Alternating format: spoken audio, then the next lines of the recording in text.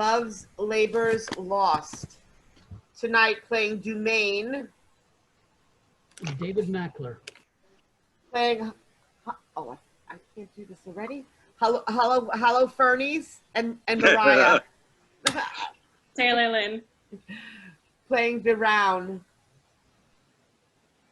Christopher Young. Playing Princess of France and Jaquenetta. Rachel Adler. Playing Ferdinand. Harley Diamond. Playing BOYET should be Maya Robey. Playing ROSALINE. Sylvie Hartley. Playing Don Adriano de Armado. It is I, Bernardo. Playing Costard. Swachata Guha Mallik. Playing Moth. Heather Violanti. Playing Longaville. Chris Carlson. Playing Catherine and Dull. Liz Bove, playing Dull and Catherine. Playing Sir Nathaniel and Forrester. McAndrews. Act 1, Scene 1. The King of Navarre's Park. Enter Ferdinand, the King of Navarre, Berowne, Longaville, and Dumaine. Let fame, that all hunt after in their lives, live registered upon our brazen tombs, and then grace us in the disgrace of death, when spite of cormorant devouring time, the endeavor of this present breath may buy that honor which shall bait his sin's keen edge, and make us heirs of all eternity. Therefore, brave conquerors, for so you are, that war against your own affections and the huge army of the world's desires, our late edict shall strongly stand in force. Navarre shall be the wonder of the world. Our court shall be a little academe. Still and contemplative in living art, you three, Berowne, Dumaine, and Longaville, have sworn for 3 years' term to live with me, my fellow scholars, and to keep those statutes that are recorded in this schedule here.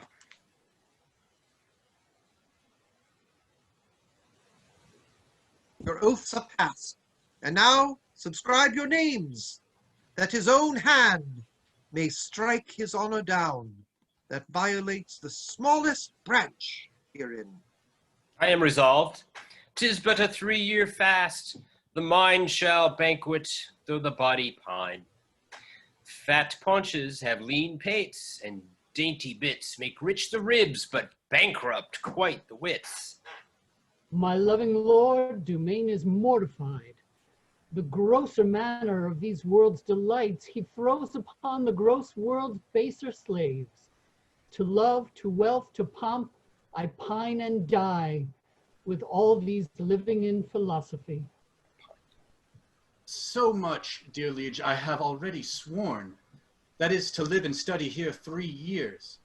But there are other strict observances, as not to see a woman in that term, which I hope well is not enrolled there. And 1 day in a week to touch no food, and but 1 meal on every day beside, the which, I hope, is not enrolled there. And then to sleep but 3 hours in a night, and not be seen to wink all the day? Oh, these are barren tasks too hard to keep, not to see ladies study, fast, not sleep.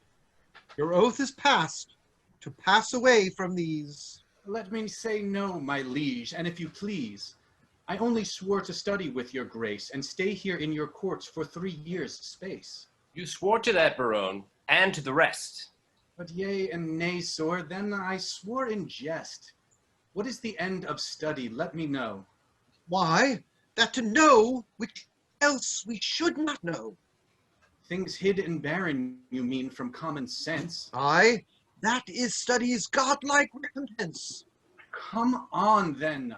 I'll swear to study so, to know the things I am forbid to know, and thus to study well where I may dine, where I to feast expressly am forbid, or study where to meet some mistress fine, when mistresses from common sense are hid. Or having sworn too hard to keep an oath, to study to break it and not break my troth. If study gains be thus, and this be so, study knows which yet it doth not know. Swear me this, and I will ne'er say no. These be the stops that hinder study quite, and train our intellects to vain delight. Why, all delights are vain, and that most vain which with pain purchased doth inherit pain. As painful to pore upon a book, to seek the light of truth, while truth the while doth falsely blind the eyesight of his look. Light seeking light doth light of light beguile, so ere you find where you find in lightness in darkness lies, your light grows dark by losing of your eyes. Study me how to please the eye indeed, by fixing it upon fairer eye, who dazzling so, that eye shall be his heed, and giving him light that it was blinded by. Study is like the heaven's glorious sun, that will not be deep searched with saucy looks. Small have continual plotters ever one, save base authority on from others' books. These earthly godfathers of heaven's light, that give a name to the fixed star, hath no more profit of their shining nights than those that walk and what not what they are. Too much to know is to know naught but fame, and every godfather can give a name. How well he's read, to reason against reading. Proceed well to stop all good breeding.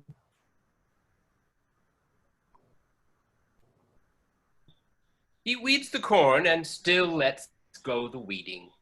Spring is near when green geese are breeding. Berowne is like an envious, sneaping frost that bites the firstborn infant of the spring. Well, say I am. Why should proud summer boast before the birds have any cause to sing? Why should I joy in any abortive birth? At Christmas I no more desire a rose than wish a snow in May's newfangled shows, but like each of thing that in season grows. So you, to study is now too late, climb the house and unlock the little gate. Well, sit you out. Go home, Berowne. Dieu. No, my good lord, I have sworn to stay with you. And though I have for barbarism spoke more than that angel knowledge you can say, yet confident, I keep what I have swore, and by the penance of each 3 years' day, give me the paper. Let me read the same, and to the strictest decrees I'll write my name.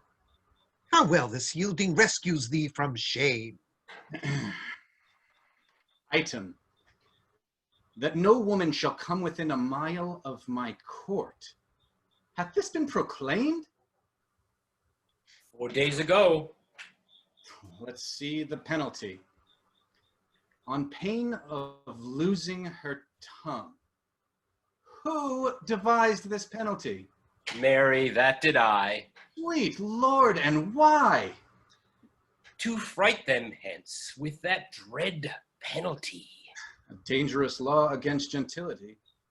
Item, if any man be seen to talk with woman within the term of 3 years, he shall endure such public shame as the rest of the court can possibly devise. This article, my liege, yourself must break, for well you know here comes the embassy, the French king's daughter, with yourself to speak, a maid of grace and complete majesty, about surrender up of Aquitaine to her decrepit, sick, and bed-rid father. Therefore this article is made in vain, or vainly comes the admired princess hither.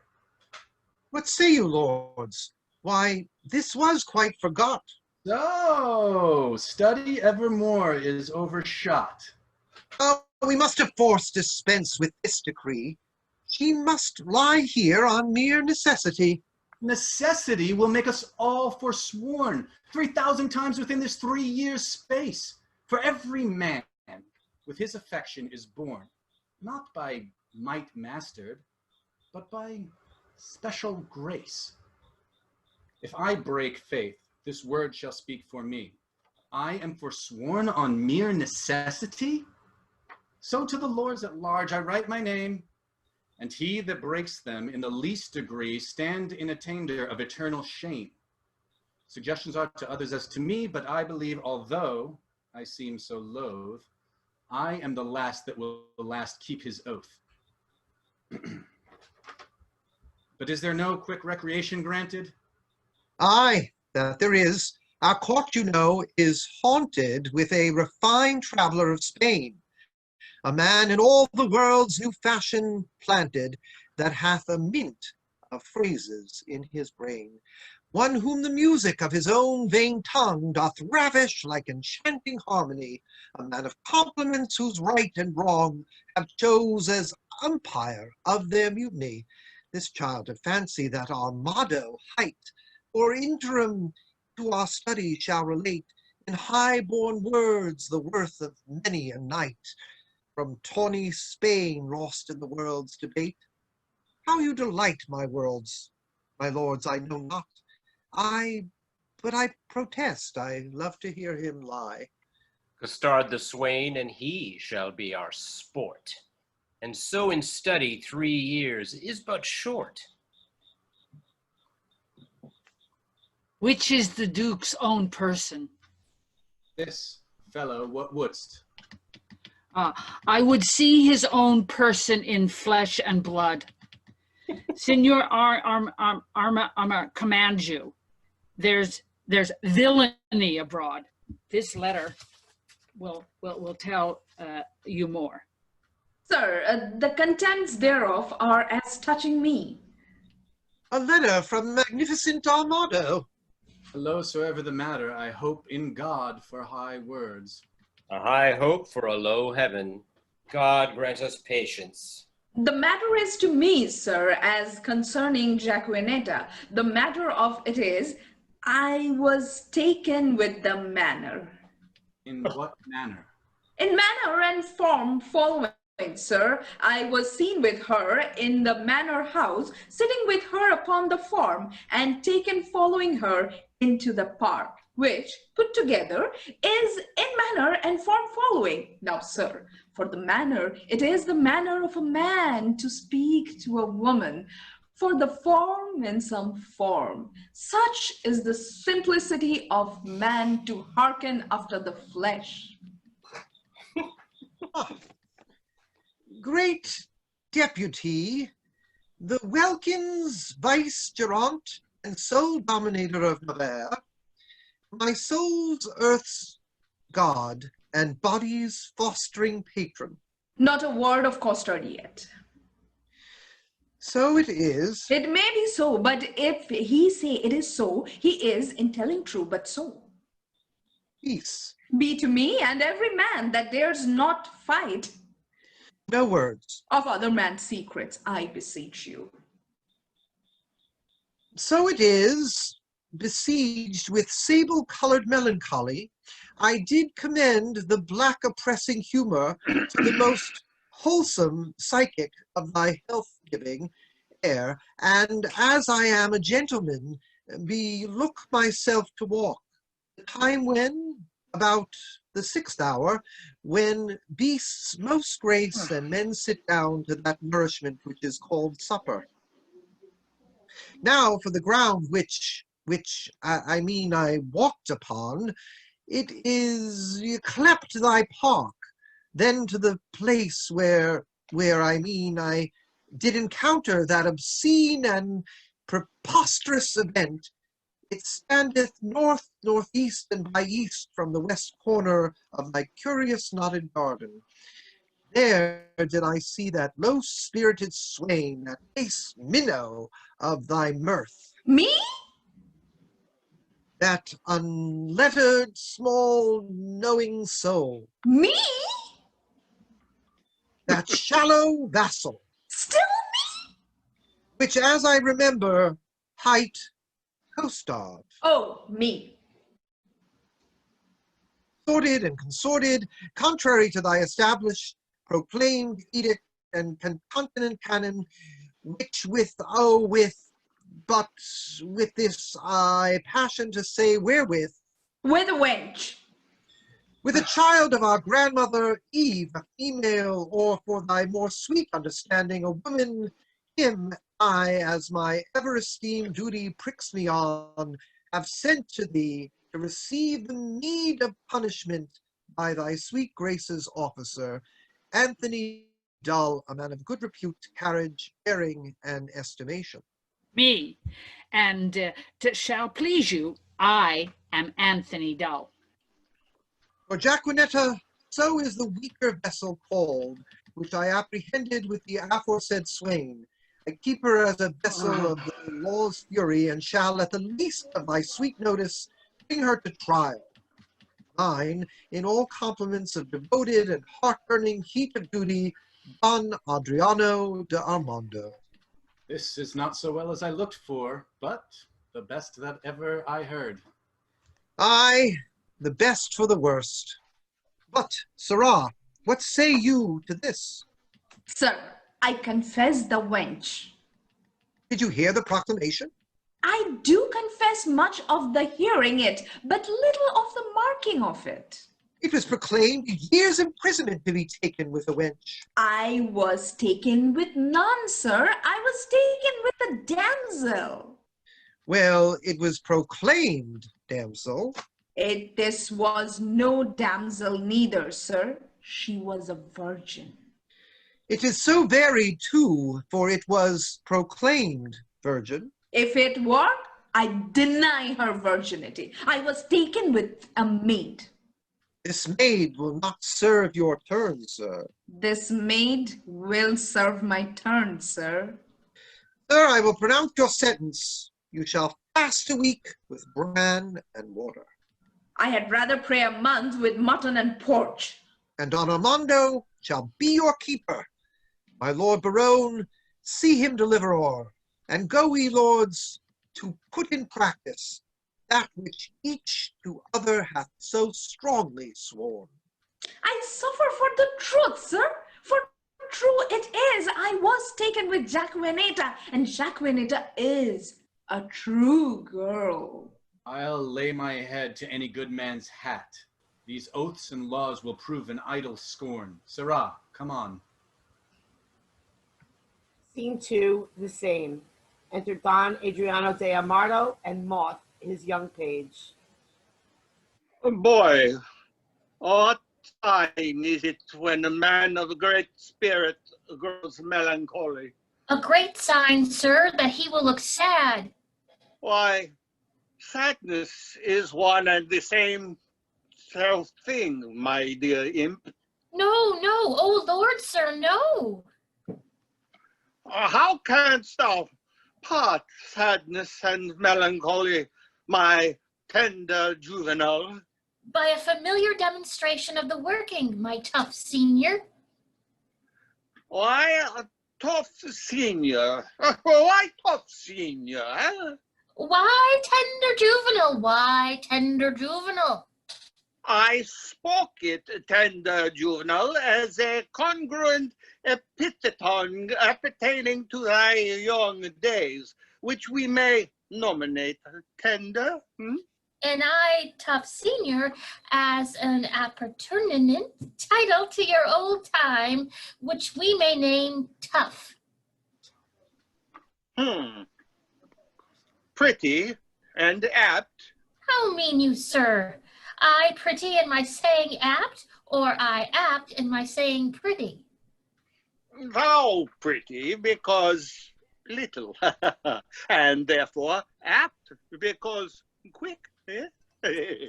Speak you this in my praise, master?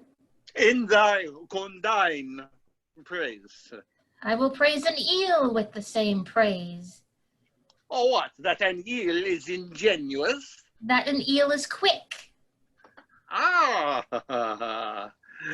I do say thou art quick in answers. Thou heatest my blood. I am answered, sir. He speaks the mere contrary.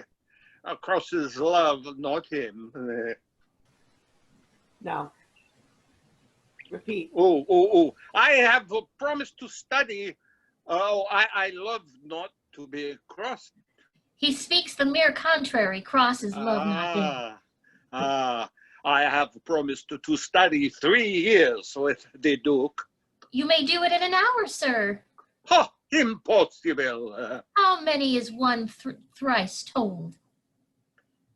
I am ill at reckoning. You are a gentleman and a gamester, sir. I confess both. You know how much the gross sum of deuce ace amounts to? Once again. Oh. I confess both. They are both the varnish of a complete man. Then I am sure you know how much the gross sum of deuce ace amounts to. No, it doth amount to more than 2. Which the base vulgar do call 3. True. Why, sir, is this such a piece of study? Now here is 3 studied ere ye thrice wink. And how easy it is to put years to the word 3 and study 3 years in 2 words. I will hereupon confess I am in love. And as it is a base for a soldier to love, so am I in love with a base wench.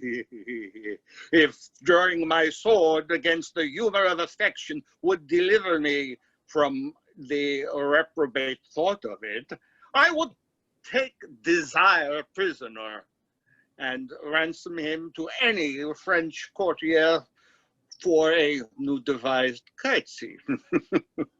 Methink I should outswear Cupid, eh? Comfort me, boy. What great men have been in love? Hercules, master. Ah, most sweet Hercules. More authority, dear boy. Name more, and, sweet my child, let them be men of good repute and carriage. Samson, master. He was a man of good carriage, great carriage, for he carried the town gates on his back like a porter, and he was in love. Oh, well-knit Samson, strong-jointed Samson, I do excel thee in my Arabia, as much as thou didst me in carrying gates. I am in love too. Who's Samson's love, my dear Moth? A woman, master? Of what complexion? Of the sea-water green, sir. Oh, is that one of the 4 complexions? As I have read, sir, and the best of them too. Green indeed is the color of lovers, but to have a love of that color, methinks Samson had a small reason for it. Huh? He surely affected her for her wit. Eh? It was, sir, for she had a green wit. Ah, my love is most immaculate white and red. Most immaculate thoughts, master, are masked under such colors. Define, oh well-educated infant. My father's wit and my mother's tongue assist me. If she be made of white and red, her faults will ne'er be known, for blushing cheeks by fault are bred, and fears by pale white shown. Then if she fear, or be to blame, by this you shall not know, for still her cheeks possess the same, which native she doth owe. A dangerous rhyme, master, against the reason of white and red. I will have that subject newly writ o'er, that I may example my digression by some mighty precedent. Boy, I do love that country girl that I took in the park with the rational hind Costard. She deserves me well. To be wit, yet a better love than my master. Sir, the Duke's pleasure is that you keep Costard safe, and you must suffer him to take no delight, nor no penance, but he must fast 3 days a week. For this damsel, I must keep her at the park. She is allowed for the day woman. Fare thee well. I do betray myself with blushing. Maid, Man, I will visit thee at the lodge. that's hereby. I know where it is situated. Lord, how wise you are. I will tell thee wonders. With that face? I love thee. So I heard you say. And so, farewell. Fair weather after you. Come, Jaquenetta, away. Villain, thou shalt fast for thy offences ere thou be pardoned. Well, sir, I hope when I do it, I shall do it on a full stomach. Thou shalt be heavily punished. Take this villain away. Shut him up. Come, you transgressing slave, away. Let me not be pent up. Sir, I will fast being loose. No, sir, that were fast and loose. Thou shalt to prison.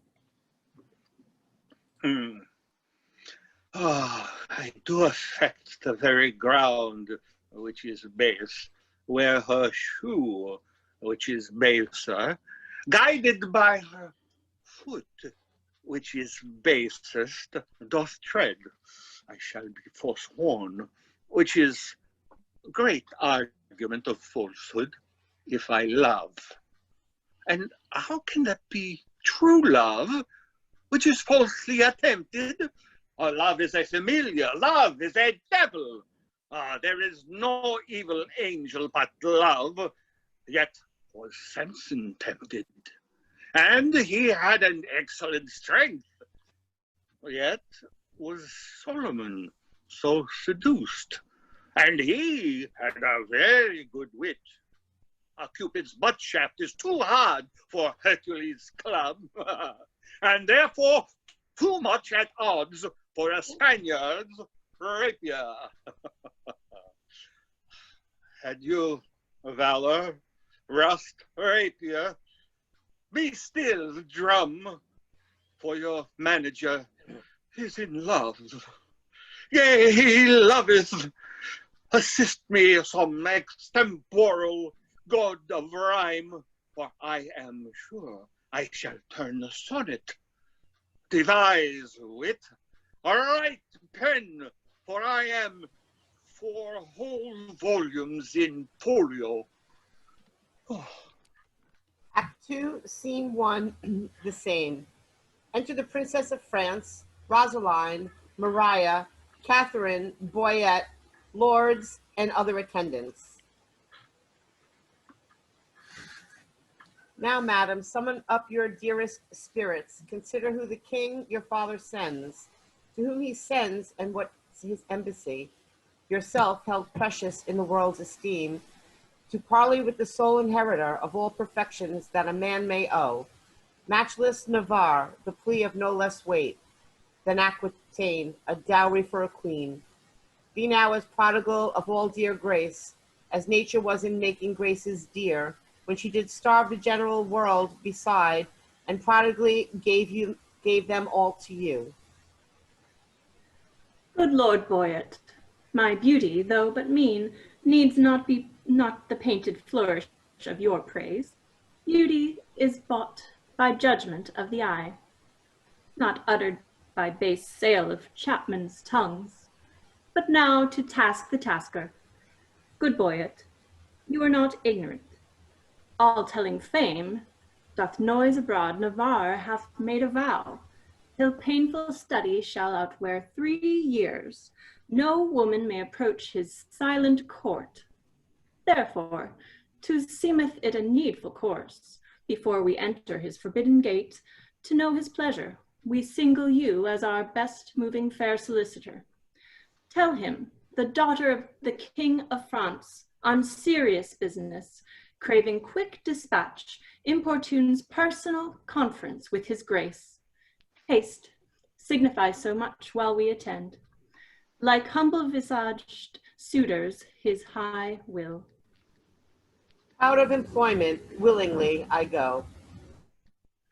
All pride is willing pride, and yours is so. Who are the votaries, my loving lords, that are vow fellows with this virtuous duke? Lord Longaville is one. Know you the man? I know him, madam. At a marriage feast between Lord Perigord and the beauteous heir of Jacques Falconbridge, solemnized in Normandy, saw I this Longaville. A man of sovereign parts he is esteemed, well fitted in arts, glorious in arms. Nothing becomes him ill that he would well. The only soil of his fair virtue's gloss, if virtue's gloss will stain with any soil, is a sharp wit matched with too blunt a will, whose edge hath power to cut, whose will still wills it should none spare that come within his power. Some merry mocking lord belike, is't so? They say so, most that most his humours know. Such short-lived wits do wither as they grow. Who are the rest? The young Dumaine, a well-accomplished youth, of all that virtue loved for virtue loved, most power to do most harm, less knowing ill, for he hath wit to make an ill shape good, and shape to win grace through, though he had no wit. I saw him at the Duke Alanson's once, and much too little of that good I saw is my report to his great worthiness. Another of these students at that time was there with him, if I have heard the truth. Berowne they call him, but a merry man. Within the limit of becoming mirth, I never spend an hour's talk withal. His eye begets occasion for his wit. For every object that one doth catch, the other turns to a mirth-moving jest, which is his fair tongue concedes expositor, delivers such apt and truant at his tales, and younger hearings are quite ravished, so sweet and valuable in his discourse.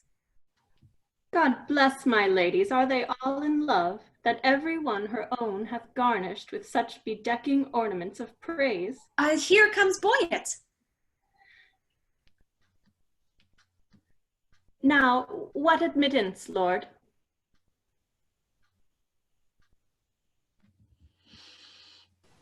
Navarre had notice of your fair approach, and he and his competitors in oath were all addressed to meet you, gentle lady, before I came. Marry, thus much I have learned, he rather means to lodge you in the field, like one that comes here to besiege his court, than seek a dispensation for his oath to let you enter his unpeopled house. Here comes Navarre.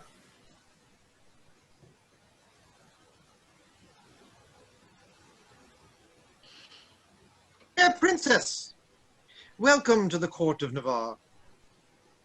Fair I give you back again, and welcome I have not yet. The roof of this court is too high to be yours, and welcome to the wide fields too base to be mine. You shall be welcome, madam, to my court. I will be welcome then. Conduct me thither. Hear me, dear lady, I have sworn an oath. Our Lady help my lord, he'll be forsworn. Not for the world, fair madam, by my will. Why, will shall break it, will and nothing else. Your ladyship is ignorant what it is. Were my lord so, his ignorance were wise, where now his knowledge must prove ignorance. I hear your grace hath sworn out housekeeping. 'Tis deadly sin to keep that oath, my lord, and sin to break it. But, pardon me, I'm too sudden bold. To teach a teacher ill beseemeth me. Vouchsafe to read the purpose of my coming, and suddenly resolve me in my suit. Madam, I will, if suddenly I may. You will the sooner that I were away, for you'll prove perjured if you make me stay. Did not I dance with you in Brabant once? Did not I dance with you in Brabant once? I know you did. How needless was it then to ask the question? You must not be so quick. There's long of you that spur me with such questions. Your wit's too hot, it speeds too fast, 'twill tire. Not till I leave the rider in the mire. What time of the day? The hour that fools should ask. Now fair befall your mask, Fair of all the face it covers. and send you many lovers. Amen. So you be none. Nay, I will be gone.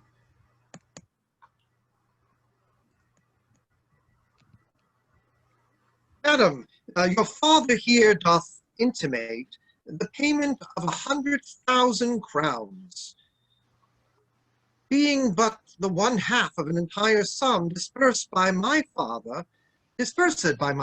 in his wars.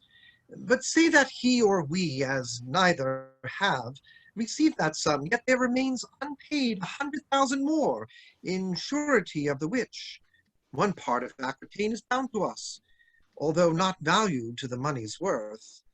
If then the king your father will restore but that one half which is unsatisfied, we will give up our right in Aquitaine and hold fair friendship with his majesty. But that it seems he little purposeth, for here he doth demand to have repaid 100,000 crowns, and not demands, on payment of 100,000 crowns, to have his title live in Aquitaine, which we must rather had part withal, and have the money by our father lent, and Aquitaine so gelded as it is. Dear princess, were not his request so far from reason's yielding, your fair self should make a yielding gainst some reason in my breast, and go well satisfied to France again. You do the king my father too much wrong, and wrong the reputation of your name, in so unseeming to confess receipt of that which hath so faithfully been paid. I do protest I never heard of it, and if you prove it, I'll repay it back, or yield up Aquitaine. We arrest your word. BOYET, you can produce acquittances for such a sum from special officers of Charles his father. Satisfy me so. So please your grace, the packet is not come, where that and other specialties are bound. Tomorrow you shall have a sight of them. It shall suffice me, at which interview all liberal reason I will yield unto. Meantime, receive such welcome at my hand as honor with breach of honor may make tender of to thy true worthiness. You may not come, fair princess, in my gates, but here without you shall be so received, as you shall deem yourself lodged in my heart, though so denied fair harbor in my house. Your own good thoughts excuse me, and farewell. Tomorrow shall we visit you again. Sweet health and fair desires consort your grace. Thy own wish I thee, in every place. Lady, I will commend you to my own heart. I would you heard it groan. Is the fool sick? Sick at the heart. Black, let it blood. Would that do it good? My physic says I. Will you prick it with your eye? No point with my knife. Now God save thy life. And yours from long living. I cannot stay. Thanksgiving.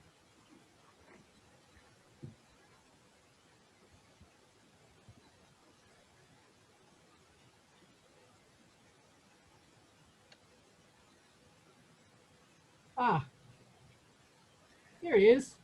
Sir, I pray you a word. What lady is that same? The heir of Alanson, Catherine her name. A gallant lady, monsieur. Fare you well.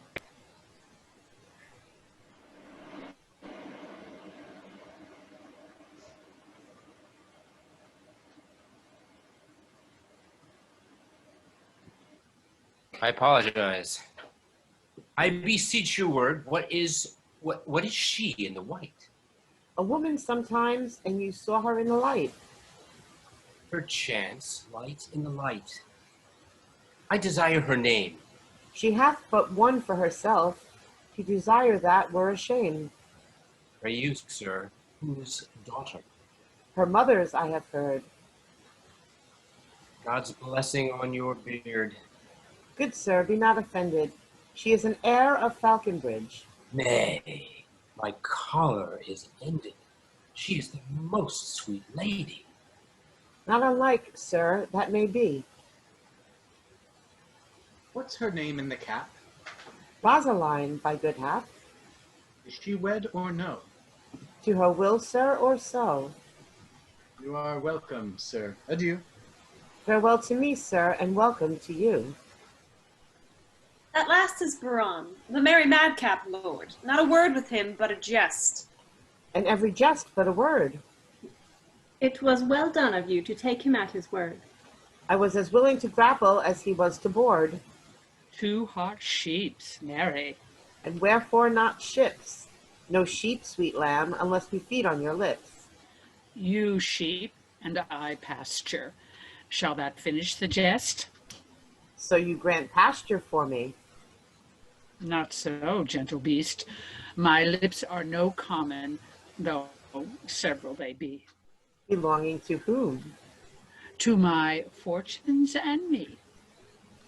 Good wits will be jangling, but, gentles, agree, this civil war of wits were much better used on Navarre and his bookmen, for here 'tis abused. It is, if my observation, which very seldom lies, by the heart still rhetoric disclosed with the eyes. Deceive me not now, Navarre is infected with that which we lovers entitle affected. Your reason? Why all his behaviors did make there retire to the court of his eye, peeping through desire. His tongue all impatient to speak and not see, did stumble with haste in his eyesight to be. All senses that sense did make their repair, to feel only looking on fairest of fair. Methought all his senses were locked in his eye, as jewels in crystal for some prince to buy, who tendering their own worth from where they were glassed, did point you to buy them along as you passed. His face's own margin did quote such amazes, that all eyes saw his eyes enchanted with gazes. I'll give you Aquitaine and all that is his, and you give him my sake but one loving kiss. Come to our pavilion. BOYET is disposed. But to speak that in words which his eye hath disclosed, I only have made a mouth of his eye, by adding a tongue which I know will not lie. Thou art an old love-monger, and speakest skillfully. Do you hear me, my mad wenches? No. What then do you see? Aye, our way to be gone. You are too hard for me. Act 3, Scene 1, the same. Enter Armando and Moth. Go, tendertness of years, take this key. Give enlargement to the swain, bring him festinately hither. I must employ him in a letter to my love. A message well sympathized, a horse to be ambassador for an ass. What sayest thou? Marry, sir, you must send the ass upon the horse, for he is very slow-gated. But I go. The way is but short, the way. As swift as lead, sir. The meaning, pretty ingenious, is not lead a heavy metal, dull and slow? Rather, master, no. I say lead is slow. You are too swift, sir, to say so. Is that lead slow which is fired from a gun? Sweet smoke of rhetoric. He reputes me a cannon, and the bullet, that's he, I shoot thee at the swain. Thump thee then, and I flee. A most acute juvenile, voluble and free of grace. By thy favor, sweet welcome, I must sigh in thy face. Oh, most rude melancholy valor gives thee place. My herald is returned. A wonder, master, here's a costard broken in a shin. Some enigma, some riddle. Come, thy envoy, begin. No enigma, no riddle, no l'envoy, no salve in the mail, sir. Oh, sir, plantain, a plain plantain. No l'envoy, no l'envoy, no salve, sir, but a plantain. By virtue thou enforcest laughter. Oh, pardon me, my stars. Doth the inconsiderate take salve for l'envoy, and the word l'envoy for a salve? Do the wise think the other is not l'envoy, a salve?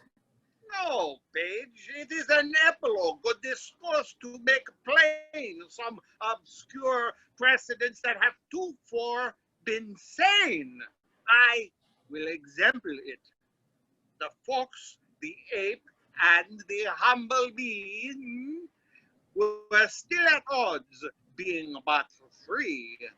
There's the moral. Now, they're l'envoy. I will add the l'envoy. Say the moral again.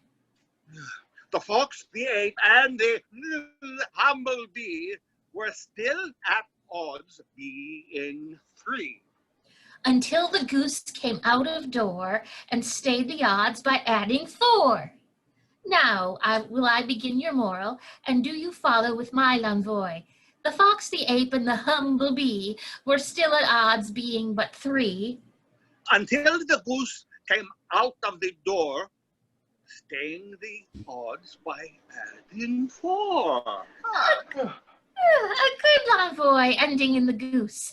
Would you desire more? The boy hath sold him a bargain, a goose. That's flat, sir. Your pennyworth is good, and your goose be fat. To sell a bargain well is a cunning as fast and lose. Let me see. A fat l'envoy. Aye, that's a fat goose. Come hither. How did this argument start? Eh? By saying that a costard was broken in a shin, then called you for the l'envoy. True, and I for plantain. Thus came your argument in. But tell me, how was there a costard broken in a shin? Huh? I will tell you sensibly. Thou hast no feeling of it, Moth. I will speak that l'envoy. I, Costard, running out that was safely within, fell over the threshold and broke my sheen. We will talk no more of this matter.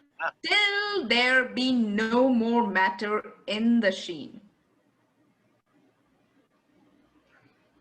Sarah Costard, I will enfranchise thee. Oh, marry me to one Francis's. I smell some l'envoy, some goose in these.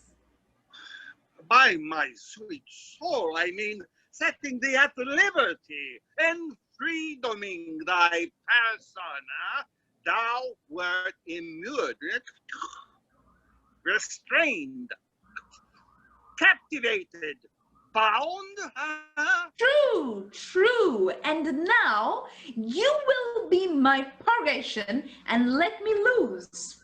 I give thee thy liberty, set thee from durance, and in lieu thereof impose on thee nothing but this.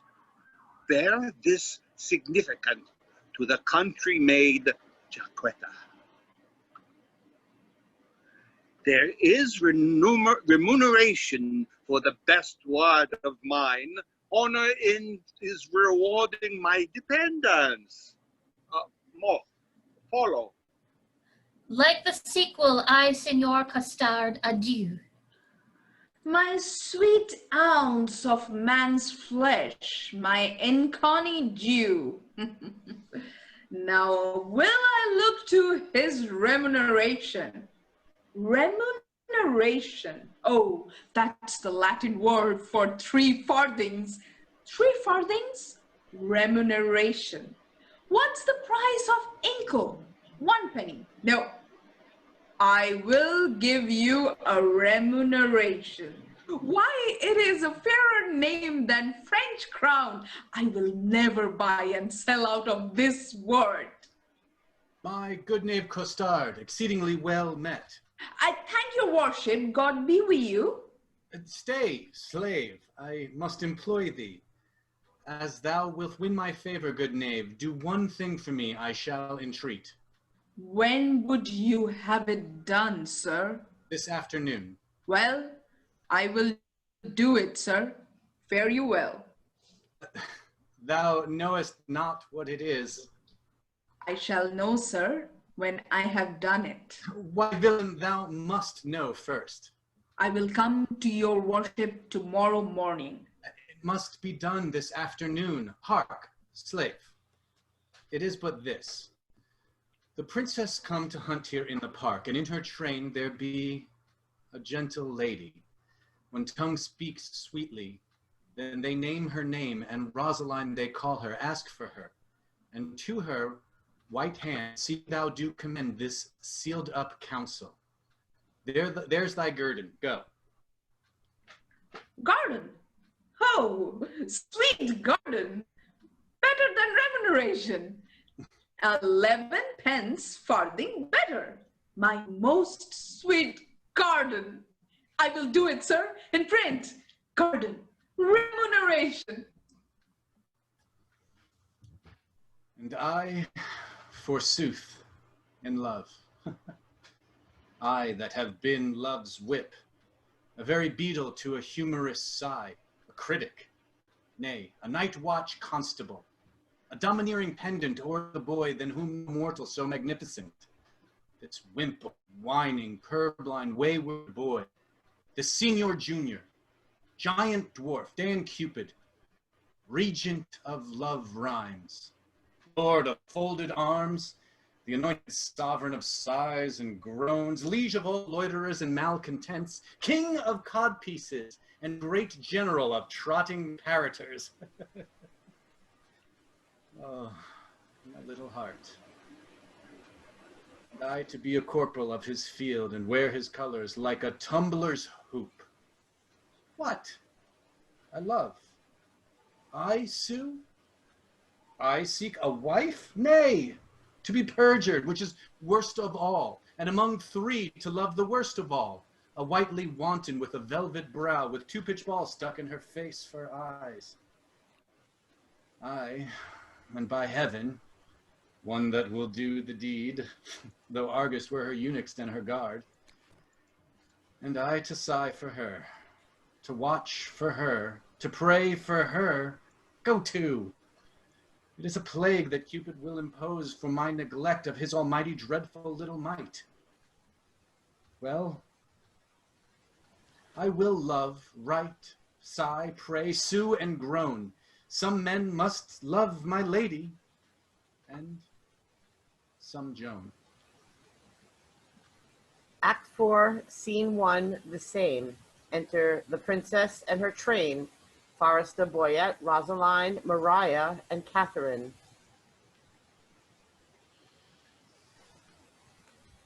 Was that the king that spurred his horse so hard against the steep uprising of the hill? I know not, but I think it was not he. Where he was, he showed a mounting mind. Well, lords, today we shall have our dispatch. Or Saturday we will return to France. Then, Forrester, my friend, where is the bush that we must stand and play the murderer in? Give I upon the legs of yonder coppice a stand where you may take the fairest shot. I thank my beauty, I am fair that shoot. And thereupon thou speakest the fairest shoot. Pardon, madam, for I meant not so. What? First praise me, and again say no? Oh, short-lived pride. Not fair. Alack for woe. Yes, madam, fair.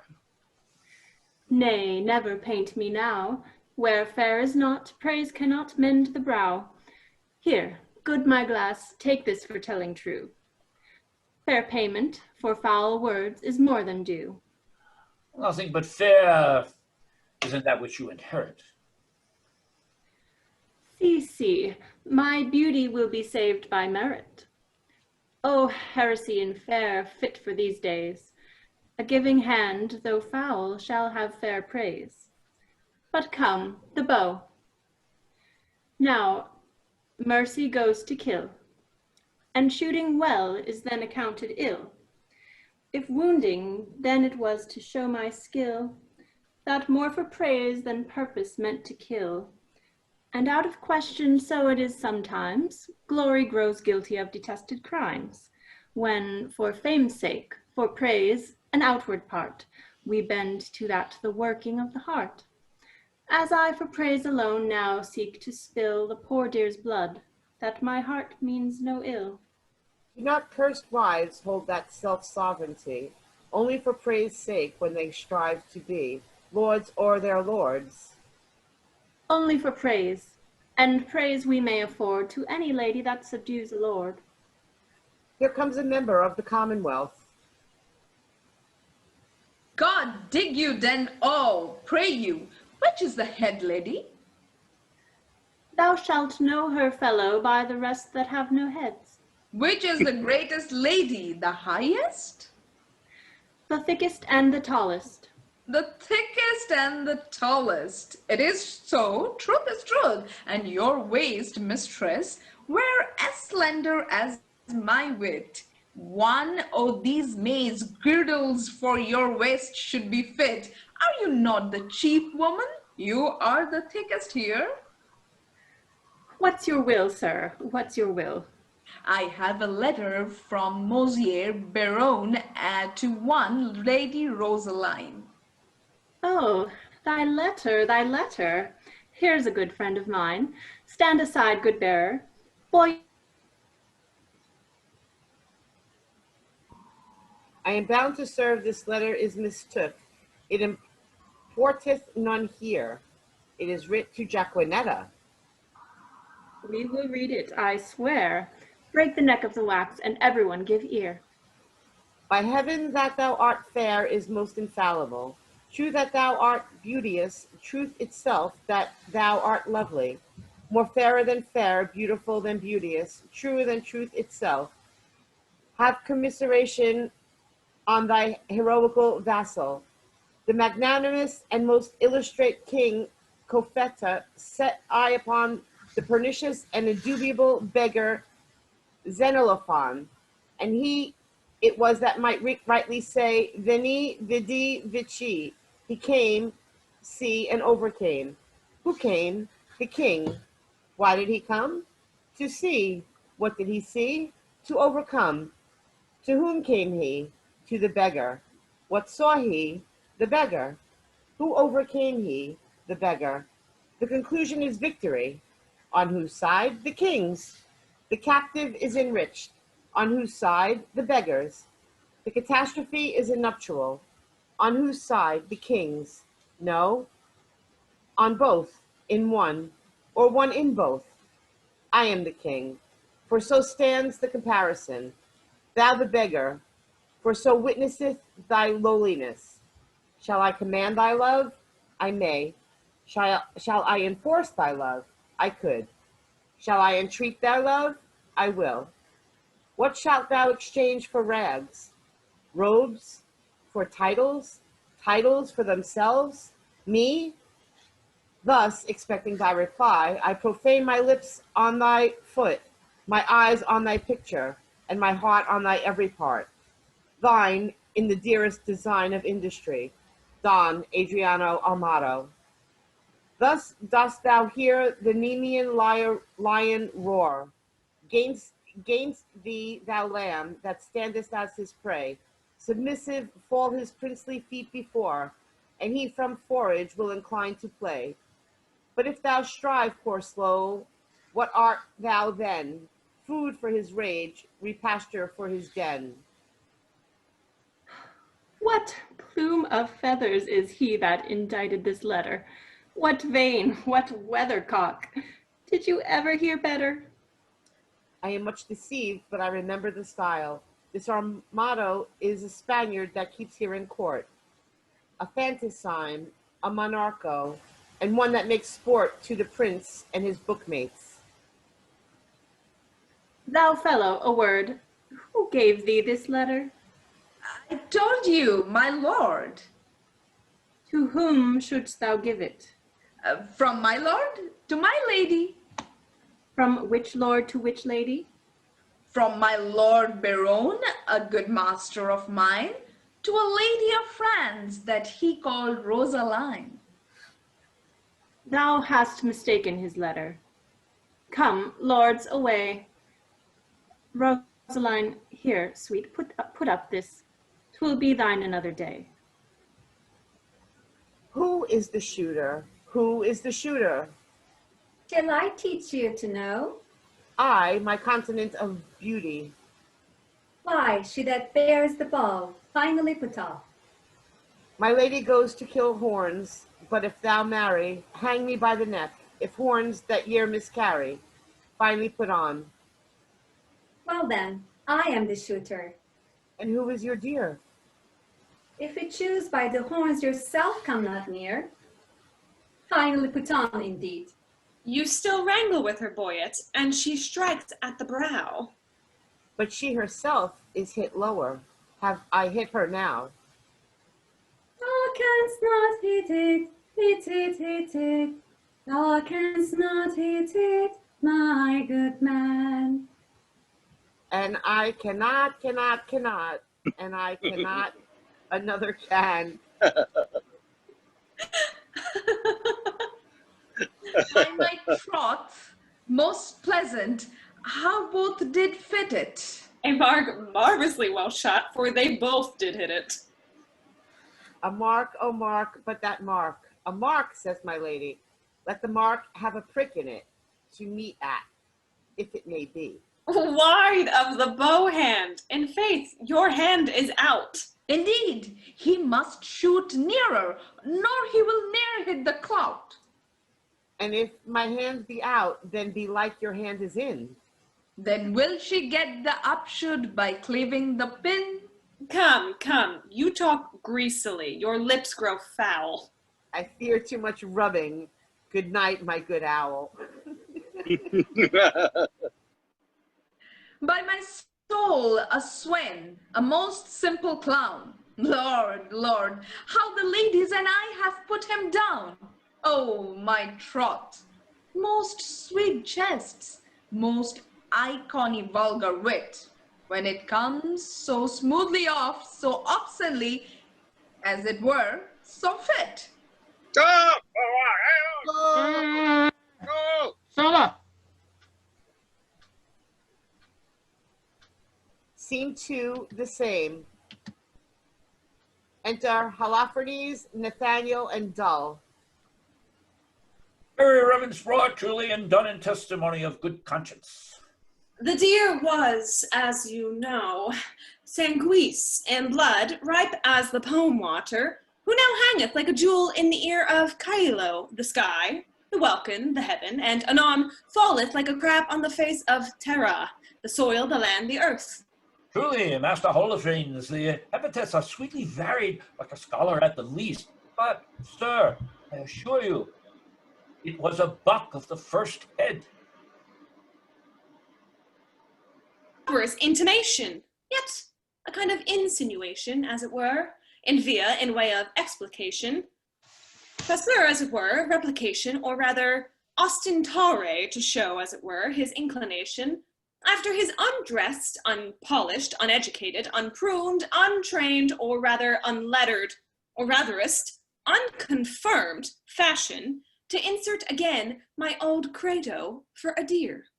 I say the deer was not an old gray doe, 'twas a pricket. Oh, thou monster ignorance, how deformed dost thou look! Sir, he hath never led of the dainties that are bred in a book. He has not eat paper, as it were. He has not drunk ink. His intellect is not replenished. He is only an animal, only sensible in the duller parts. And such barren plants are set before us that thankful should be, which we waste in feeling off, for those parts that are do fruitfully in those eyes more than he. For as it would ill become to me be vain, indiscreet, or a fool, so were there a patch that I'm learning to see him in school. But ome bene, say I, being an old friend father's mine, may I brook the weather that love not the wind. You too are bookmen. Can you tell me by your wit what was a month old at Cain's birth that's not 5 weeks old as yet? The moon was a month old when Adam was no more, and wrought not to 5 weeks when he came to 50. The illusion holds in the exchange. Yeah, 'tis true indeed. The collusion holds in the exchange. Oh, God comfort thy capacity. I say the illusion holds in the exchange. And I say the pollution holds in the exchange, for the moon is never but a month old.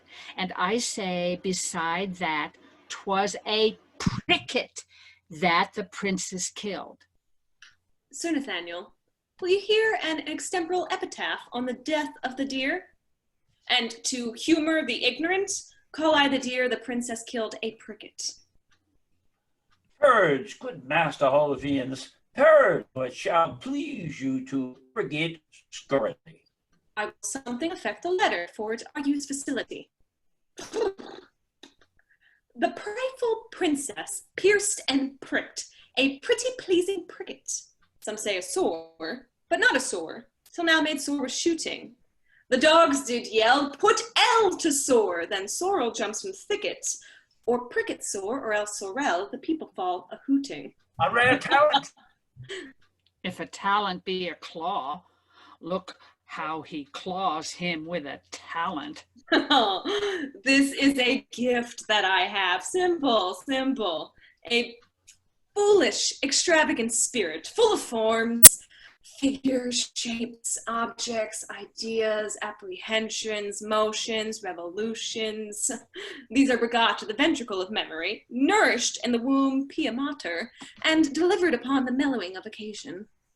Sir, I praise the Lord for you, and so may my parishioners, for their sons are well treated by you. You are a good member of the commonwealth.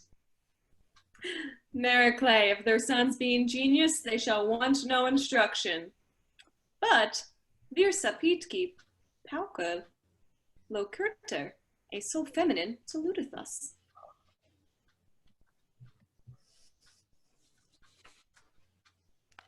God give you good morrow, Master Parson. Good Master Parson, be so good as read me this letter. It was given me by Costard, and sent me from Don Armado. I beseech you, read it. Under pardon, sir, what are the contents? Or rather, Saurus says in his. What, my soul verses? Aye, sir, and very learned. Let me hear a staff, a stanza, a verse. Legio Domine. If love me forsworn, how shall I swear to love? Ah, never faith could hold, if not to beauty vowed. Thou to myself forsworn, for thee I faithful prove. Those thoughts to me were oaks, to thee like oases bowed. Study these bias leaves, and make his brook thine eyes. Where all those pleasures live in thy heart would comprehend, if knowledge be the mark. To know thee well suffice. Well learned is the tongue that will thee commend. All ignorant that soul that sees without wonder, which is to me some praise, that I may thy parts admire. Thine eye, Jove's lightning, bears thy voice, this dreadful thunder, which not to anger bent to music and sweet fire. Celestial as thou art, oh, pardon, love this wrong that sings heaven praise with such an earthly tongue. You find not the apostrophis and so miss the accent. Let me supervise the canzonet. Here are only numbers ratified, but the elegancy, facility, and golden cadence of poesy. But Damoiselle Virgin, was this directed to you? Aye, sir, from one Monsieur Berowne. I will overglance the superscript. To the snow-white hand of the most beauteous lady, Rosaline. I will look again on the intellect of the letter for the nomination of the party writing to the person written unto your ladyships in all desired employments, Berowne. Sir Nathaniel, this Berowne is one of the votaries with the king, and here he hath framed a letter to a sequin of the stranger queens, which, accidentally or by the way of progression, hath miscarried. Trip and go, my sweet. Deliver this paper into the royal hand of the king. It may concern much. Stay not thy compliment, I forgive thy duty. Adieu. Good Costard, go with me. Sir, God save your life. Have with thee, my girl. Sir, you have done this in the fear of God very religiously, and a certain Father Saint. Sir, tell me not of the father. I do fear colorable colors. But to return to the verses, did they please you, Sir Nathaniel? Marvelous, well for the pen. I do dine today at the father's of a certain pupil of mine, where, if before repast it shall please you to gratify the table with a grace, I will, on my privilege I have with the parents of the foresaid child or pupil, undertake your benvenuto, where I will prove these verses to be very unlearned, neither savoring of poetry, wit, nor invention. I beseech your society. And thank you too, for society saith the text is the happiness of life. And certes, the text most infallibly concludes it. Dull, sir, I do invite you too. You shall not say me no, poca verbe. Away, the gentle are at their game, and we will to our recreation. Scene 3, the same. Enter Berowne with a paper in hand, alone. A king, he is hunting the deer. I am coursing myself. They have pitched a toil. I am filling a pitch. Pitch that defiles. Defile. A foul word. Well, set me down, sorrow. For so they say the fool said, and so say I, and I the fool. Well proved, wit. My lord, this love is as mad as Ajax. It kills sheep, it kills me. I a sheep. Well proved again on my side. I will not love. If I do, hang me, in faith I will not. Oh, but her eye. By this light, but for her eye, I would not love her. Yes, for her 2 eyes. Well, I do nothing in the world but lie, and lie in my throat. By heaven, I do love. And it hath taught me to rhyme, and to be melancholy. And here is my part of my rhyme, and here my melancholy. Well, she hath one of my sonnets already. The clown bore it, the fool sent it, and the lady hath it. Sweeter clown, sweeter fool, sweetest lady. By the world, I would not care a pin if the other 3 were in. Here comes with a paper. God give him grace to groan. Ay me. Shot by heaven, proceed, sweet Cupist. Thou hast thumped him with thy bird bolt under the left pap, in faith, secrets. So sweet a kiss the golden sun gives not to those fresh morning drops upon the rose, as thy eye beams when their fresh rays have smote the night of dew that on my cheeks drowns flow, nor shines the silver moon 1/2 so bright through the transparent bosom of the deep, as doth thy face through tears of mine give light. Thou shinest in every tear that I do weep. No drop but as a coach doth carry thee, so ridest thou triumphing in my woe. Do but beholdeth the tears that swell in me, and they thy glory through my grief will show. But do not love thyself then thou wilt keep my tears for glasses, and still make me weep. O Queen of Queens, how far dost thou excel? No thought can think, nor tongue of mortal tell. How shall she know my griefs? I'll drop the paper. Sweet leaves, shade folly, who is here comes?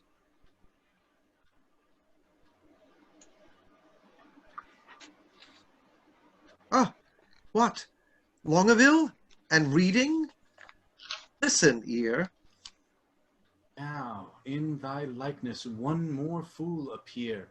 Ay me, I am forsworn. In love, I hope, sweet fellowship in shame. I am the first that have been perjured so. Oh, am I the first that have been perjured so?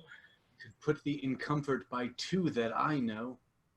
I fear these stubborn lines lack power to move. Oh, sweet Maria, express of my love, did not the heavenly rhetoric of thine eye, gainest whom the world cannot hold argument, persuade my heart into this false perjury? Vows for thee broke deserve not punishment. A woman I forswore, but I will prove. Thou being a goddess, I forswore not thee. My vow was earthly, not a heavenly love. But grace being gained cures all disgrace in me. Vows are but breath, and breath a vapor is. Then thou, fair sun, which on my earth dost shine, exhalest this vapor, vow in thee it is. It broken, then it is no fault of mine.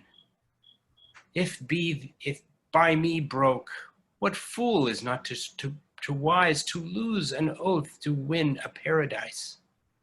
This is the liver vein which makes flesh a deity, a green goose goddess. Pure, pure idolatry. God amend us, God amend. We are much out of the way. By whom shall I send this? Company? Stay? All hid, an old infant play. Like a demagogue here I sit in the sky, and wretched fool's secrets heedfully o'er I. More sacks to the mill, O heavens, have my wish. Dumaine transformed, 4 woodcocks in a dish. Oh, most divine Kate. Oh, most profane coxcomb. By heaven, the wonder in a mortal eye. By earth, she is not corporal, there you lie. Her amber hair for fowl hath amber quoted. An ambered colored raven was well noted. As upright as the cedar. Stoop, I say, her shoulder is with child. As fair as day. Aye, as some days, but then no sun must shine. Oh, that I had my wish. And I had mine. And I had mine too, good Lord. Amen. So I had mine. Is not that a good word? I would forget her, but a fever she reigns in my blood and will remembered be. In your blood? Why then incision would let out her saucers, sweet misprison. Once more I'll read the ode that I have writ. Once more I'll mark how love can vary wit. On a day, alack, the day, love, whose month is ever May, spied a blossom passing fair, playing in the wanton air. Though the velvet leaves the wind, all unseen can passage find, that the lover so sick to death wished himself the heaven's breath. Ere, quoth he, thy cheeks may blow, ere would I my triumph sow, but alack, My hand is sworn ne'er to pluck thee from thy form. Vow, alack for youth unmeet, youth so apt to pluck a sweet. Do not call it sin in me that I am forsworn for thee. Thou, for whom Jove would swear, Juno, but an Ethiop wear, and deny thyself for Jove, turning mortal for thy love. This will I send, and something else more plain, that shall express my true love's fasting pain. O would the king, Berowne and Longaville, were lovers too, ill to be example ill, would from my forehead wipe a perjured note, for none offend where all alike do dote. Dumaine, thy love is far from charity. You may look pale, but I should blush. I know to be overheard and taken napping so. Come, sir, you blush, as his your case is such. You chided him, offending twice as much. You do not love Maria? Longaville did never sonnet for her sake compile, nor never lay his wreathed arms athwart his loving bosom to keep down his heart. I have been closely shrouded in this bush, and marked you both, and for you both did blush. I heard your guilty rhymes, observed your fashion, for sighs reek from you, noted well your passion. Ay me, says one, oh Jove, the other cries. One, her hairs were gold, crystal the other's eyes. You would for paradise break faith and troth, and Jove, your love, would infringe an oath. What will Berowne say when that he shall hear faith infringed with such zeal did swear? How will he scorn? How will he spend his wit? How will he triumph, leap, and laugh at it? For all the wealth that ever I did see, I would not have him know so much by me. Now step I forth to whip hypocrisy.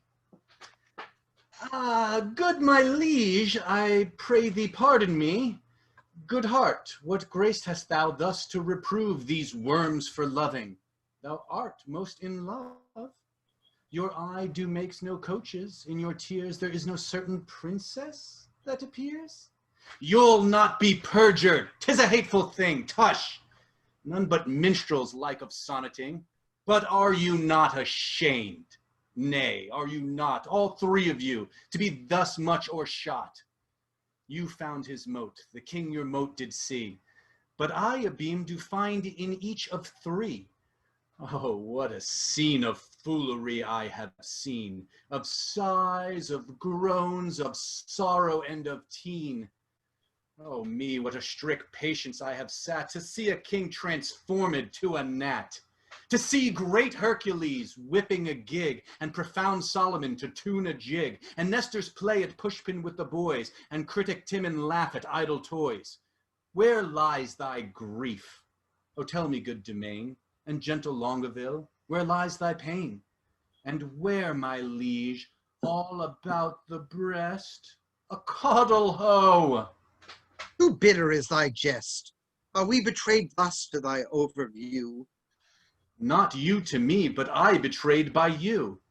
I, that am honest, that hold it sin to break the vow I am engaged in. I betrayed by keeping company with men like you, men of inconstancy. When shall you see me writ a thing in rhyme, or groan for Joan, or spend a minute's time in pruning me? When shall you hear that I will praise a hand, a foot, a face, an eye, a gait, a state, a brow, a breast, a waist, a leg, a limb? Soft, whither away so fast? A true man or a thief that gallops so? I post from Lud, good lover, let me go. God bless the king. What present hast thou there? Some certain treason. What makes treason here? Nay, it makes nothing, sir. If it mar nothing neither, the treason and you go in peace away together. I beseech your grace, let this letter be read. Our person misdoubts it. 'Twas treason, he said. Berowne, read it over. Where hadst thou it? Of Costard. Where hadst thou it? Of Adramadio, done Adramadio. How now, what is in you? Why dost thou tear it? A toy, my liege, a toy. Your grace needs not fear it.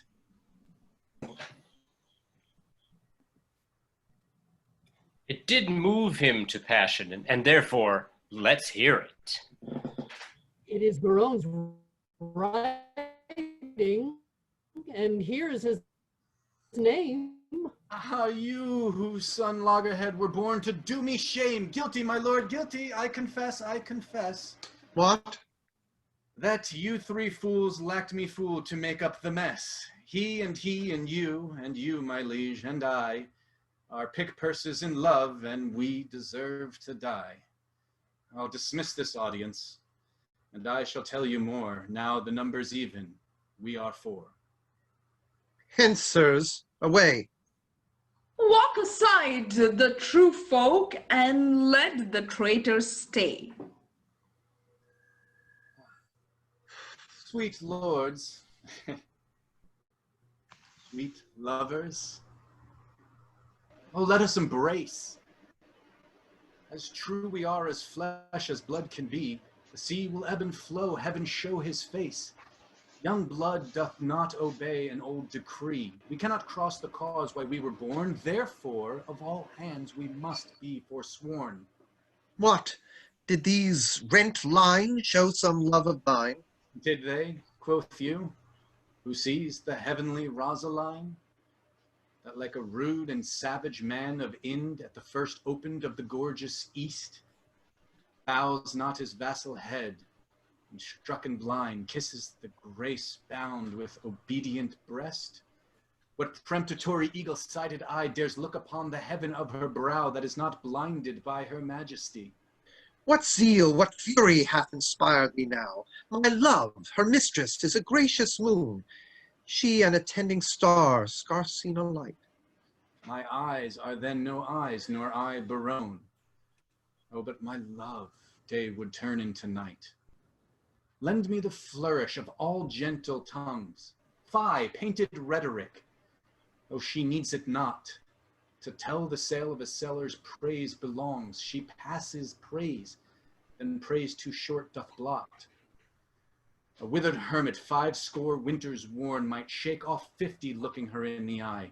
Beauty doth varnish age as if newborn, and gives the crutch the cradle's infancy. Oh, 'tis the sun that maketh all things shine. By heaven, my love is black as ebony. Is ebony like her, O word divine? A wife of such wood were felicity. Oh, who can give an oath? Where is a book, that I may swear beauty doth beauty lack, if that she learned not her eye to look? Her face is fair, that not full so black. O paradox! Black is the badge of hell, the hue of dungeons and the suit of night, and beauty's crest becomes the heavens well. Devils soonest tempt, resembling spirits of light.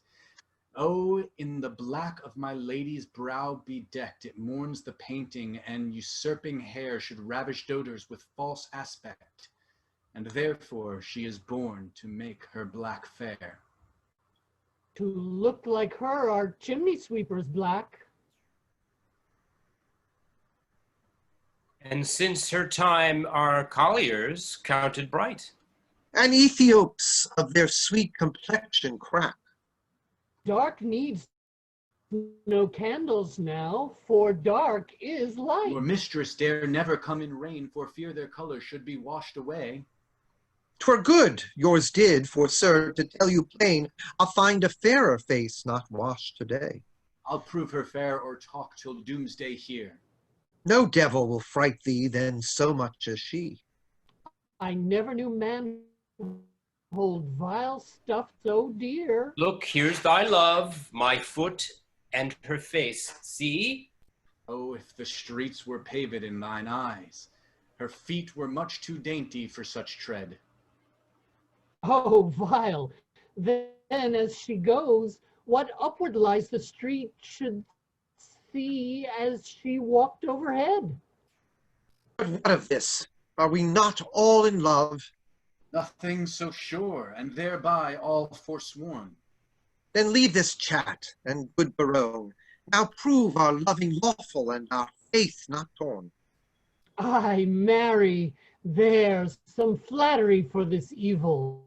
Oh, some authority how to proceed, some tricks, some quills, how to cheat the devil. Some salve for Oh, 'tis more perjury. Oh, 'tis more than need. Have at you then, affection's men's at arms. Oh, we have made a vow to study, lords, and in that vow we have forsworn our books. For when would you, my liege, or you in leaden contemplation have found out such fiery numbers as the prompting eyes of beauty's tutors have enriched you with? But love, first learned in Our Lady's eyes, lives not alone, immured in the brain with the motion of all elements, courseth swift as thought in every power, and gives every power a double power, above their functions and their offices. It adds a precious seeing to the eye. A lover's eyes will gaze in eagle blind. A lover's ears will hear the lowest sound. Love's tongue proves dainty Bacchus gross in taste, for valor is love not a Hercules, still climbing a tree and Hesperides? And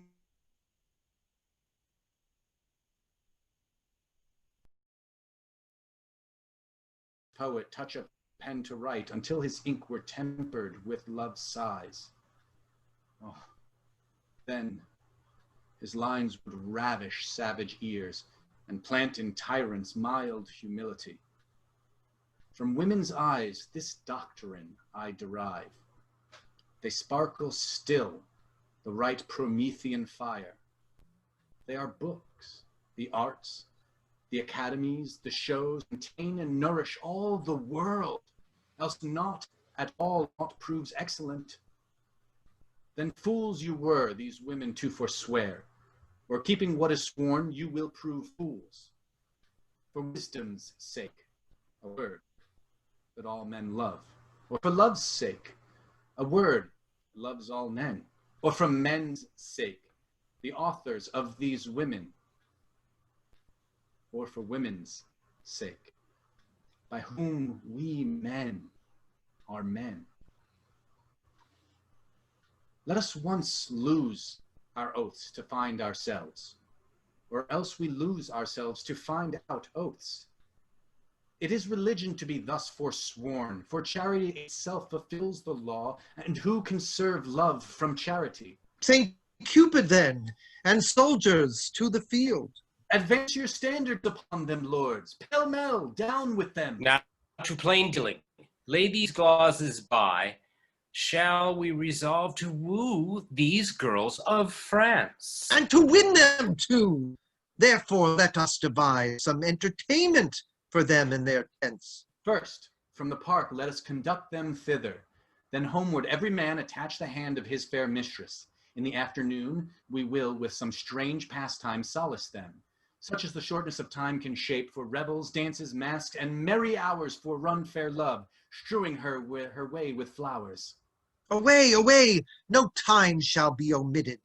That will be time, and may by us be fitted. Allons, allons! Sowed cockle reaped no corn, and justice always whirls in equal measure. Light wenches may prove plagues to men forsworn.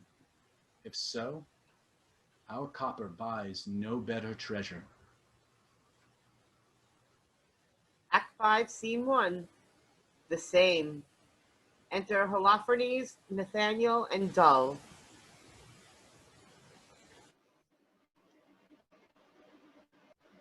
I praise you, God. I praise God for you, sir, your reasons at dinner. Your reasons at dinner have been sharp and tenuous, pleasant, without scurrility, and without affection, audacious, without impudency, learned without opinion, and strange without heresy. I did converse this quorum dei with a champion of the kings, who is intuited, nominated, or called Don Adriano de Armado. Oh, navi hominum tanquam te. His humor is lofty, his discourse peremptory, his tongue filed, his eye ambitious, his gait majestical, and his general behavior vain, ridiculous, and personical. He is too picked, too spruce, too affected, too odd, as it were, too peregrinate, as I may call it. He draweth out the thread of his verbosity finer than the staple of his argument. I abhor such fanatical phantasms, such insociable and point-devised companions. Chira! Quaer chira, not sirrah. Men of peace, well encountered. Most military, sir. Salutation. They have been at a great feast of languages and stolen the scraps. Oh, they have lived long on the alms basket of words. I marvel thy master hath not eaten thee for a word, for thou art not so long by the head as honorificability datibus. Peace! The peal begins. Monsieur, are you not lettered? Yes, yes, he teaches boys the horn book. What is A, B spelled backward with the horn on his head? Ba.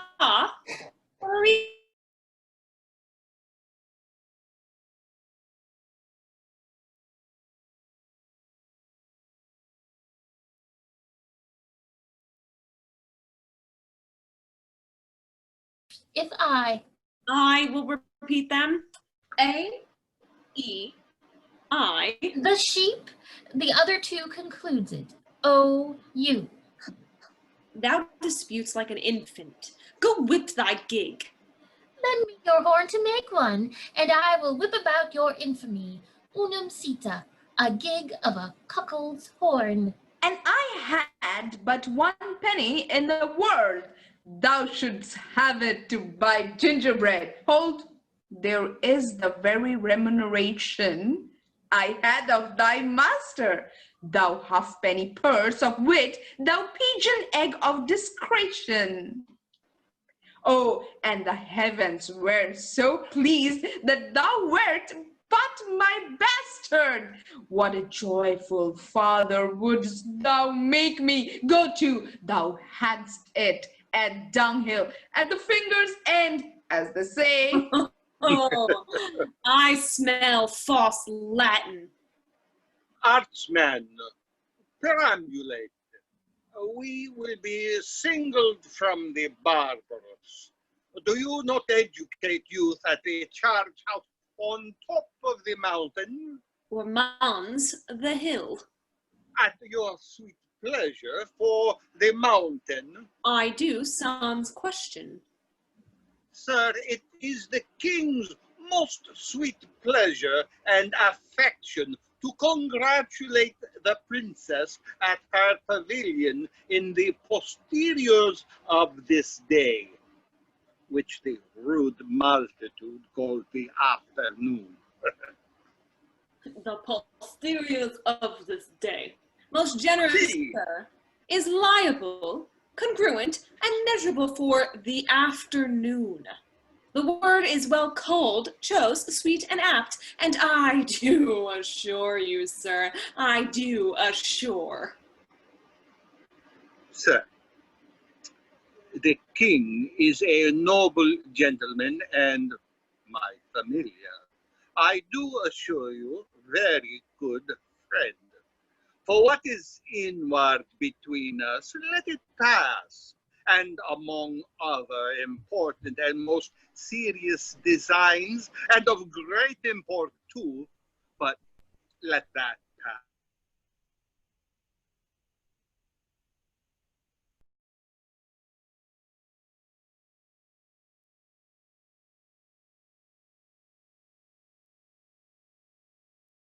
Thus dally with my excrement, with my mustachio, But, sweetheart, let that pass.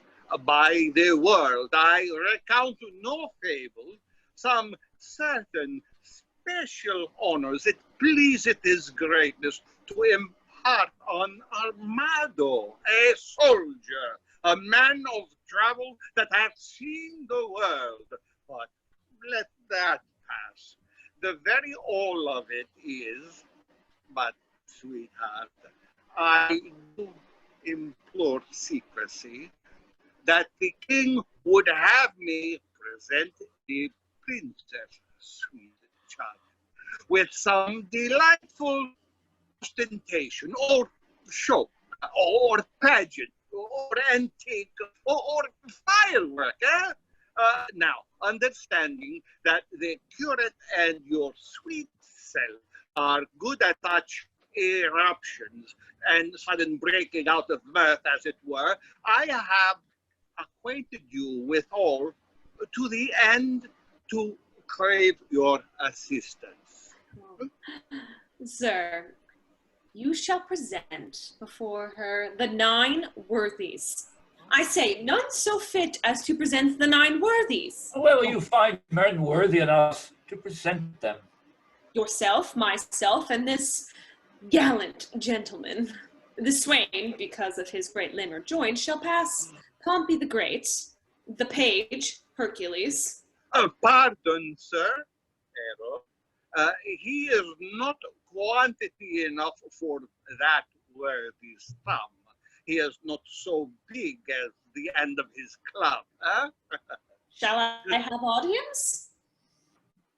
Well, he shall present Hercules in minority. His enter and exit shall be strangling a snake, and I will have an apology for that purpose. An excellent device. So, if any of the audience hiss, you may cry, "Well done, Hercules! Now thou crushest the snake." That is the way to make an offense gracious, though few have the grace to do it. For the rest of the worthies, I will play 3 myself. Thrice worthy gentlemen. we will have the antique. I beseech you, follow. Via, good Mindal, thou hast not spoken no word all this while. Nor understand none neither, sir. Allons, we will employ thee. I'll make one in a dance or so, or I will play on the tabor to the worthies and let them dance the hay. Most dull, honest dull. To our sport, away. Scene 2, the same. Enter the princess, Catherine, Rosaline, and Maria.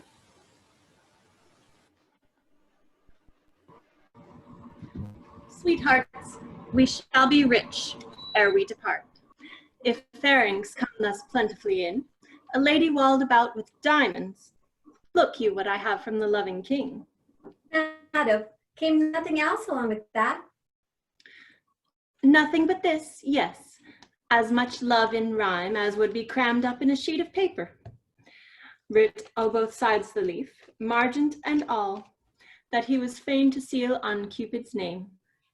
That was the way to make his godhead wax, for he hath been 5,000 years a boy. Aye, and a shrewd unhappy gallows too. You'll never be friends with him. He killed your sister. He made her melancholy, sad and heavy, and so she died. Had she been light like you, or such a merry, nimble, stirring spirit, she might have been a grandam ere she died. and so may you, for a light heart lives long. What's your dark meaning, Mouse, of this light word? A light condition is a beauty dark. We need more light to find your meaning out. You'll mar the light by taking it in snuff. Therefore, I'll darkly end the argument. Look what you do it still in the dark. So do not you, for you are a light wench. Indeed, I weigh not you, and therefore light. You weigh me not? Oh, that's you care not for me. Great reason, for past care is still past cure. Well bandied both, a set of wit well played. But Rosaline, you have a favor too. Who sent it, and what is it? I would you knew. And if my face were but as fair as yours, my favor were as great. Be witness this.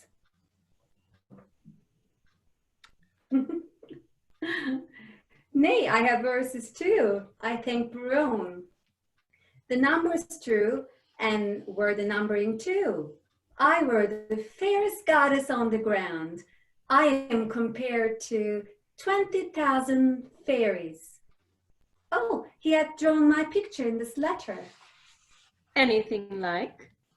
Much in letters, nothing in the praise. Beauteous as ink. A good conclusion. Fair as a text B in a copybook. But Catherine, what was sent to you from fair Dumaine? Madam, this glove. Did he not send you twain? Yes, madam, and moreover, some 1,000 verses of a faithful lover, a huge translation of hypocrisy, vilely compiled, profound simplicity. This and these pearls to me sent Longaville. The letter is too long by half a mile. I think no less. Dost thou not wish in heart the chain were longer and the letter short? Aye, or I would these hands might never part. We are wise girls to mock our lovers so.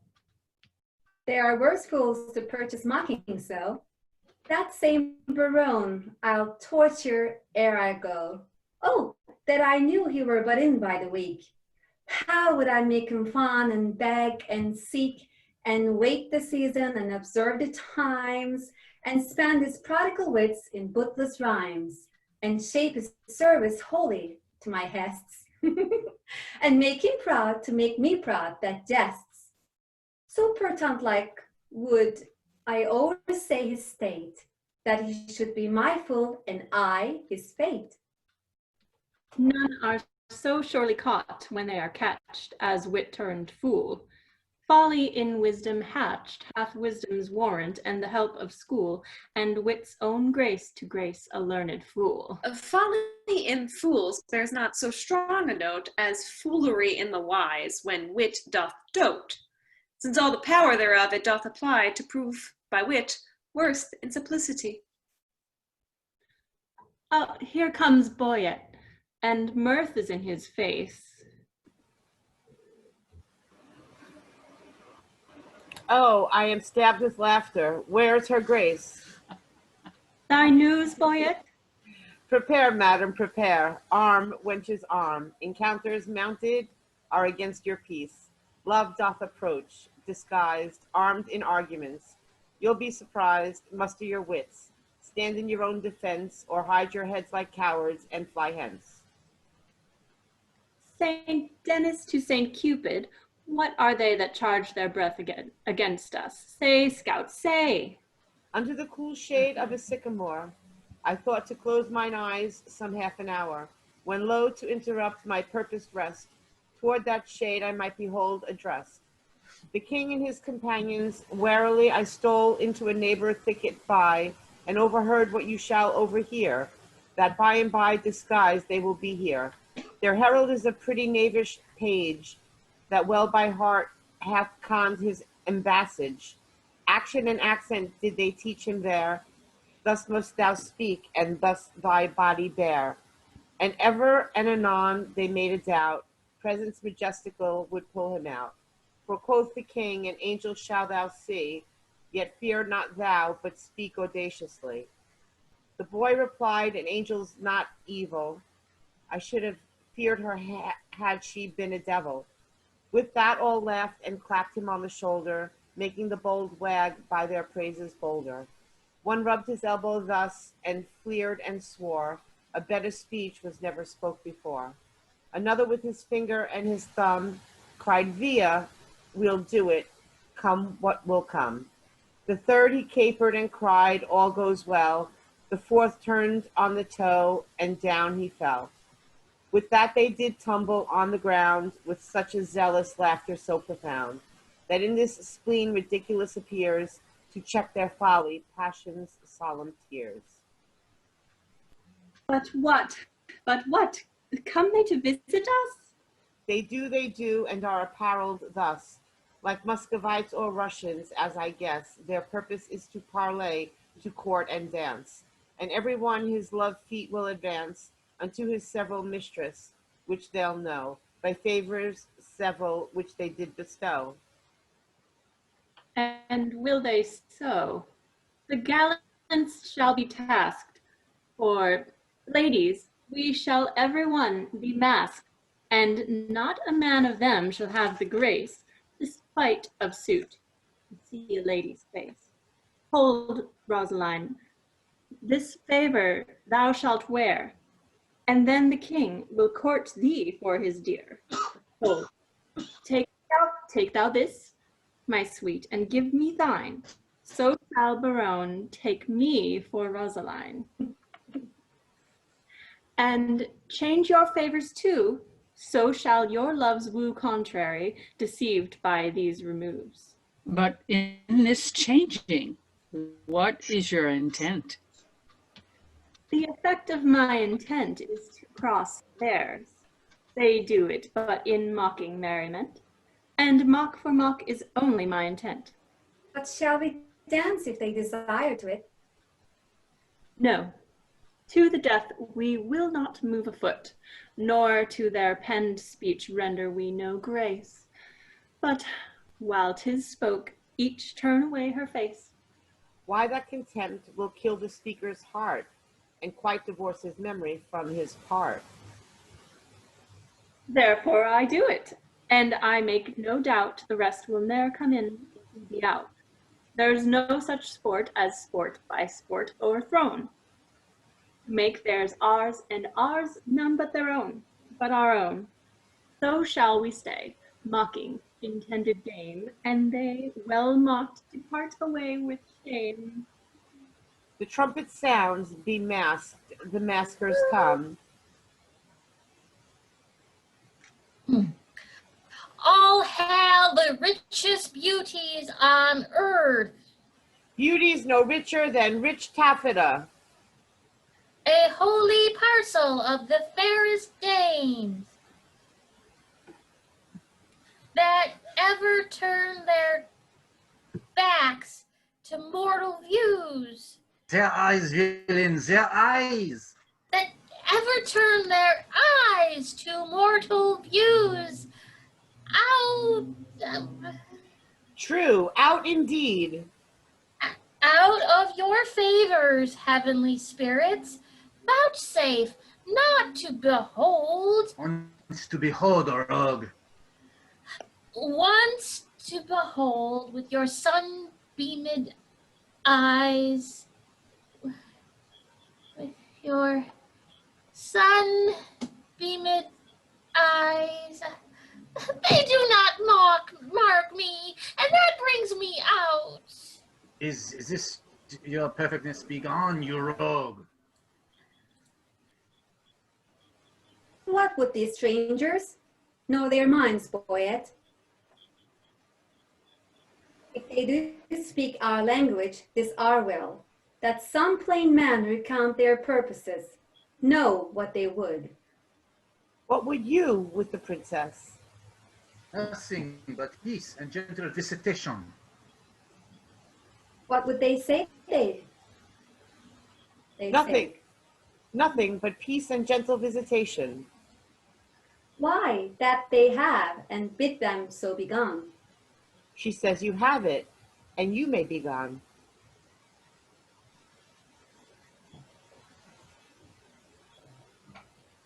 Ferdinand.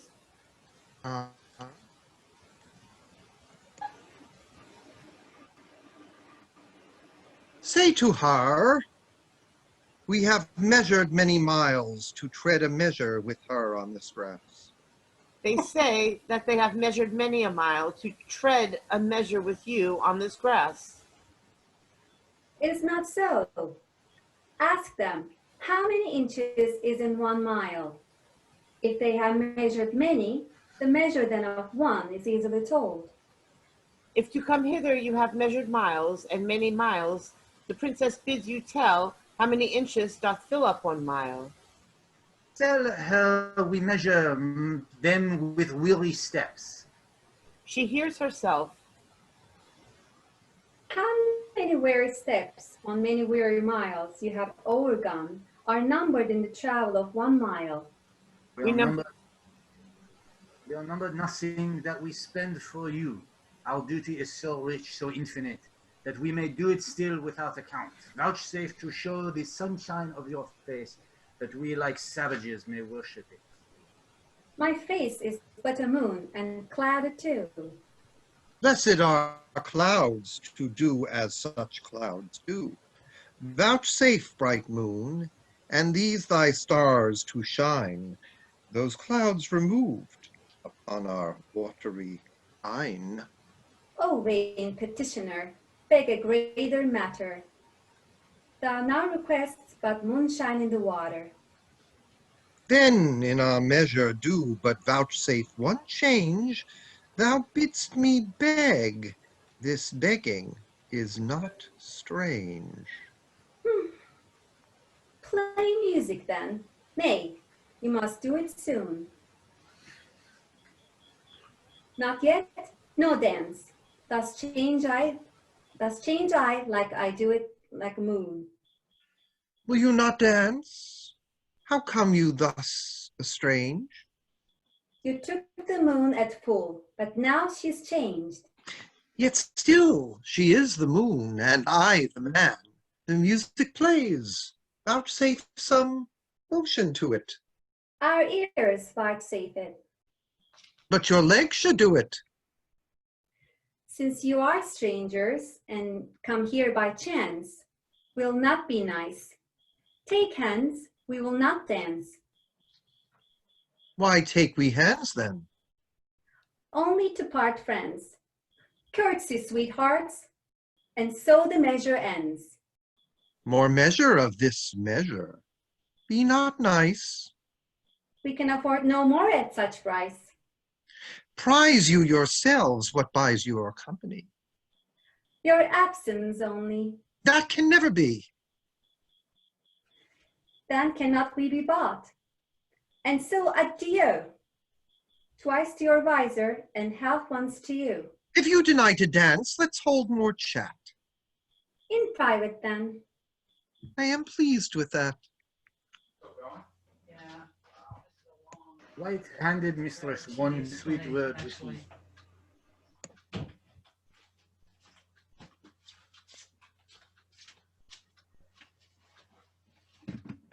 Honey and milk and sugar.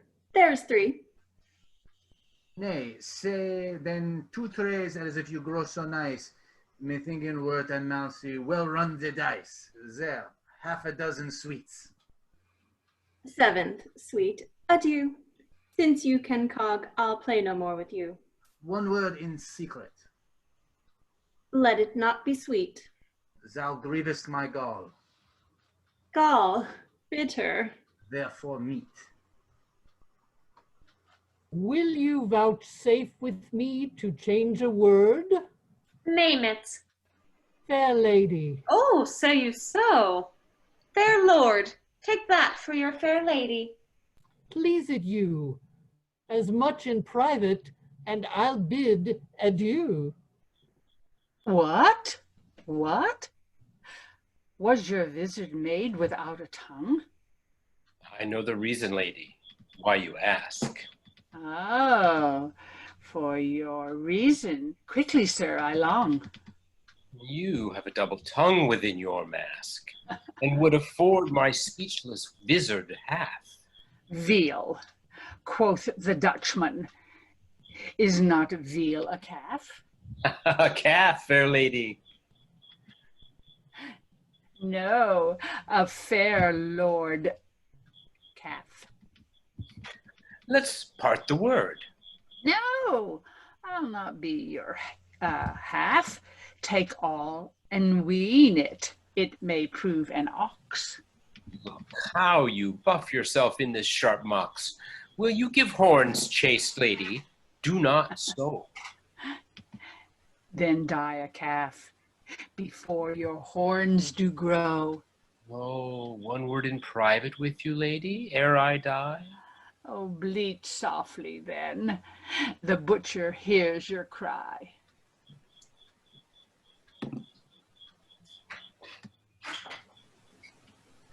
The tongues of mocking wenches are as keen as is the razor's edge invisible, cutting a smaller hair than may be seen, above the sense of sense so sensible. Seemeth their conference, their conceits have wings, fleeter than arrows, bullets, winds, thought, swifter things. Not one word more, my mates. Break off, break off. By heaven, all dry beaten with pure scoff. Farewell, mad wenches. You have simple wits. 20 adieus, my frozen Muscovites.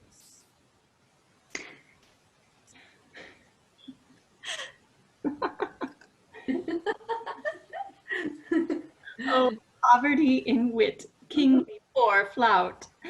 Will they not, think you, hang themselves tonight? Or ever but in vizards show their faces? This pert Berowne was out of countenance quite. Oh, they were all in lamentable cases. The king was weeping ripe for a good word. Berowne did swear himself out of all suit. Dumaine was at my service and his sword. No point, quoth I, my servant straight was mute. Lord Longaville said, I came o'er his heart, and trow you what he called me? Qualm, perhaps? Yes, in good faith. Oh, sickness as thou art. Well, better wits have worn plain statue caps. But will you hear? The king is my love sworn. And quick Berowne hath plighted faith to me. And Longaville was for my service born. Dumaine is mine, as sure as bark on tree. Madam and pretty mistresses, give ear. Immediately they will again be here, in their own shapes, for it can never be. They will digest this harsh indignity. Will they return? They will, God knows, and leap for joy, though they are lame with blows. Therefore change favors, and when they repair, blow like sweet roses in this summer air. Good madam, if by me you'll be advised, let's mock them still, as well known as disguised. Let us complain to them what fools were here, disguised like Muscovites in shapeless gear, and wonder what they were, and to what end their shallow shows and prologue vilely penned, and their rough carriage, so ridiculous, should be presented at our tent to us. Ladies withdraw, the gallants are at hand. Whip to our tents, as roes run o'er land. There, sir. God save you. Where's the princess? Gone to her tent. Please it your majesty, command me any service to her thither. That she vouchsafe me audience for one word. I will, and so will she. I know, my lord. He is a wit's peddler, and retails his wares at wakes and wassails, meetings, markets, fairs. And we that sell by gross, the Lord doth know, hath not the grace to grace it with such show. This gallant pins the wenches on his sleeve. Had he been Adam, he had tempered Eve. He can carve too and lisp. Why, this is he that kissed his hand away in courtesy. This is the ape of form, Monsignor the nice, that when he plays at tables chides the dice. In honorable terms, nay, he can sing, a mean most meaningly, and in ushering, mend him who can. The ladies call him sweet. The stairs, as he treads on them, kiss his feet. This is the flower that smiles on everyone, to show his teeth as white as whale's bone, and consciences that will not die in debt pay him the due of honey-tongued BOYET. See where it comes. Behavior, what wert thou? Till this madman showed thee, and what art thou now? Oh, hail, sweet madam, and fair time of day. Fair in all hail is foul, as I conceive. Construe my speeches better, if you may. Then wish me better. I will give you leave. We came to visit you, and purpose now to lead you to our court. Vouchsafe it then. This field shall hold me, and so hold your vow. Nor God nor I delights in perjured men. Rebuke me not for that which you provoke. The virtue of your eye must break my oath. You nickname virtue. Vice you should have spoke, for virtue's office never breaks men's troth. Now by my maiden honor, yet as pure as the unsullied lily, I protest. A word of torments, though I should endure, I would not yield to be your house's guest. So much I hate a breaking cause to be of heavenly oaths, vowed with integrity. Oh, you have lived in desolation here, unseen and visited, much to our shame. Not so, my lord. It is not so, I swear. We have had pastimes here and pleasant game. A mess of Russians left us but of late. How, madam? Russians? Aye, in truth, my lord. Trim gallants, full of courtship and of state. Madam, speak true. It is not so, my lord. My lady, to the manner of the days, in courtesy gives undeserving praise. We for indeed confounded were with four in Russian habit. Here they stayed an hour and talked apace. And in that hour, my lord, they did not bless us with one happy word. I dare not call them fools, but this I think. When they are thirsty, fools would fain have drink. Jest is dry to me. Gentle sweet, your wit makes wise things foolish. When we greet with eyes best seeing, heaven's fiery eye, by light we lose light. Your capacity is that of nature, that to your huge story, wise things seem foolish, and rich things but poor. This proves you wise and rich, for in my eye. I am fool, and full of poverty. But that you take what doth you belong. It were a fault to snatch words from my tongue. Oh, I am yours and all that I possess. All the fool is mine. I cannot give you less. Which of the vizards was it that you wore? Where? When? What vizard? Why demand you this? There then, that vizard, that scrupulous case, that hid the worse and showed the better face. We are descried. They'll mock us now downright. Let us confess and turn it to a jest. Amazed, my lord? Why looks your highness sad? Help, hold his brows, he'll swoon. Why you look so pale? Seasick, I think, coming from Muscovy. Pour the stars down plagues for perjury. Can any face of brass hold longer out? Here stand I, lady. Dart thy skill at me. Bruise me with scorn, confound me with a flout. Thrust thy sharp wit quite through my ignorance. Cut me to pieces with thy keen conceit, and I will wish thee nevermore to dance, nor nevermore in Russian habit wait. Or never will I trust to speeches penned, nor to the motion of a schoolboy's tongue, nor never come in visored to my friend, nor woo in rhyme, like a blind harper's song. I do forswear them, And here I protest by this white glove, how white this hand, God knows. Henceforth my wooing mind shall be expressed, in russet yea and honest cursey noes. And to begin, wench, so help me, so God help me, law, my love to thee is sound, sans crack or flaw. Sans, I pray you. Yet I may have a trick of the old rage, bear with me, I am sick. It leaves it by degrees, soft, let us see. Right, Lord have mercy on us, on those three. They are infected, in the heart it lies. They have plagued and caught it of your eyes. These lords are visited, you are not free, for the Lord's token on you do I see. No, they are free that gave these tokens to us. Our states are forfeit, seek not to undo us. It is not so, for how can this be true, that you stand forfeit, being those that sue? Peace, for I will not have to do with you.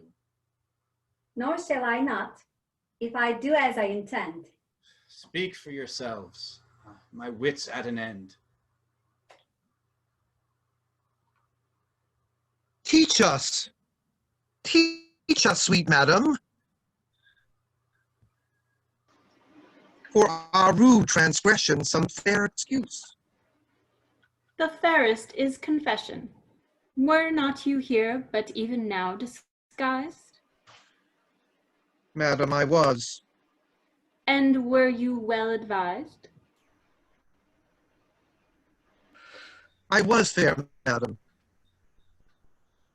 When you then were here, what did you whisper in your lady's ear? That more than all the world I did respect her. When she shall challenge this, you will reject her? Upon mine honor, no. Peace, peace, forbear.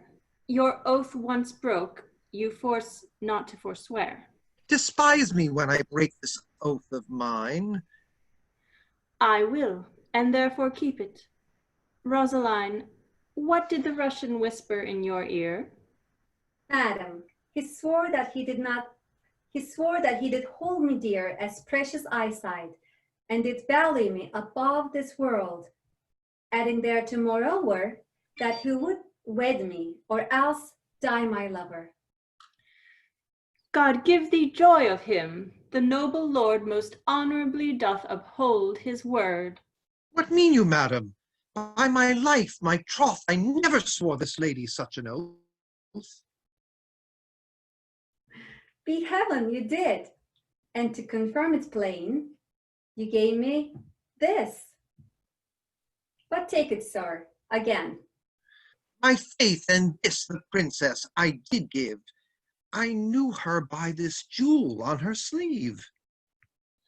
Pardon me, sir, this jewel did she wear. And Lord Berowne, I thank him, is my dear. What, will you have me, or your pearl again? Neither of either, I remit both twain. I see the trick on't. Here was a consent, knowing aforehand of our merriment, to dash it like a Christmas comedy. Some carry tale, some please man, some slight zany, some mumble muse, some treachery knight, some dick that smiles his cheek in years and knows the trick. To make my lady laugh when she's disposed, told our intents before, which once disclosed. The ladies did charge favors, and then we, following the signs, wooed but the signs of she. Now, to our perjury to add more terror, we are again forsworn in will and error. Much upon this 'tis, and might you not forestall our sport to make us thus untrue?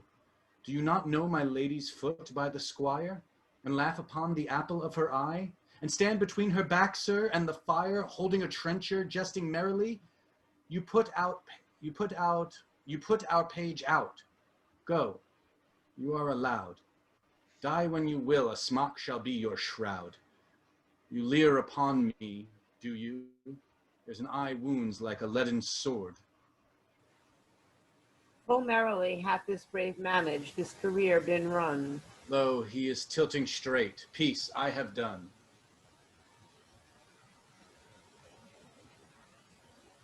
Welcome, pure wit. Thou partest a fair fray. Oh, Lord, sir, they would know whether the three worthies shall come in or no. What are there but three? No, sir, but it is very fine for every one pursuants three. And 3 times thrice is 9. I hope, sir, 3 times thrice, sir. Is not 9? Oh, Lord, sir, the parties themselves, the actors, sir, will show wherein until it doth amount. Art thou one of the worthies? It pleased them to think me worthy of Pompeian the Great. For mine own part, I know not the degree of the worthy, but I am to stand for him. Go bid them prepare. We will turn it finely off, sir. We will take some care. Berowne, they will shame us. Let them not approach. We are shame-proof, my lord. And 'tis some policy to have one show worse than the king's and his company. I say they shall not come. Nay, my good lord, let me o'errule you now. That sport best pleases that doth least know how, where zeal strives to content, and the contents dies in the zeal of that which it presents. Their form confounded makes most form in mirth, when great things laboring perish in their birth. A right description of our sport, my lord. Anointed.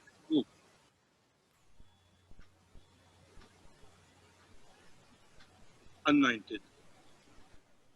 I implore the expense, so much expense of thy royal breath, as will utter a brace of words. Doth this man serve God? Why ask you? He speaks not like a man of God's making.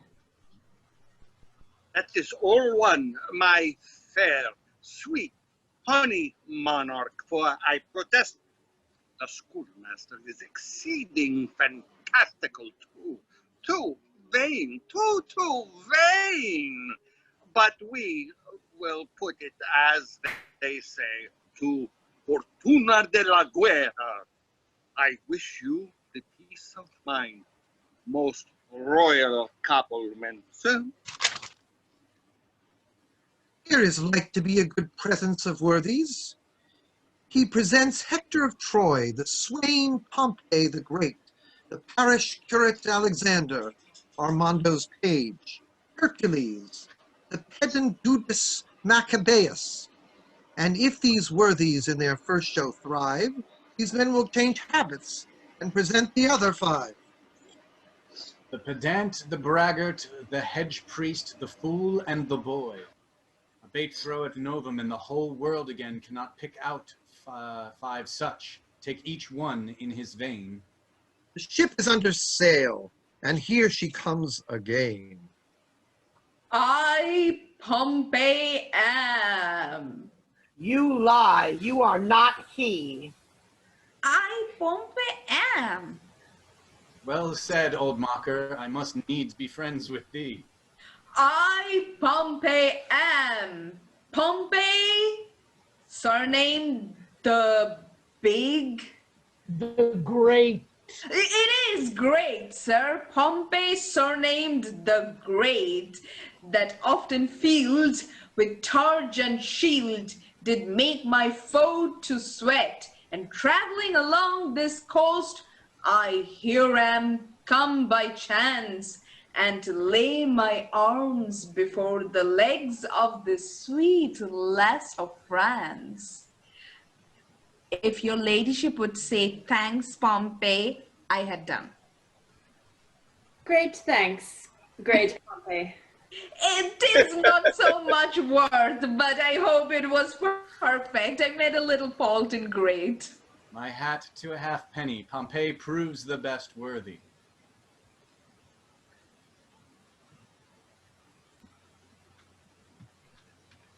When in the world I have lived, I was the commander. By east, west, north, south, I regard my conquering might. My scrunch and plan disguise declares that I am Alexander. Your nose says no, you are not, for it stands to right. Your nose smells no, is in this most tendering smelling night. The conqueror is dismayed. Proceed, good Alexander. When in the world I lived, I was the world's commander. Most truth is right, you were so, Alexander. Pompey the Great. Your servant and Costard? Take away the conqueror. Take away Alexander. Oh, sir, you have overthrown Alexander the Conqueror. You will be scrapped out of the painted cloth for this. Your lion that holds his pallet sitting on a close stool will be given to Ajax. He will be nine-worthy, a conqueror, and feared to speak. Run away for shame, Alexander. There and shall please you, a foolish mild man, an honest man, look you, and soon dashed. He is a marvelous good neighbor, faith, and a very good bowler.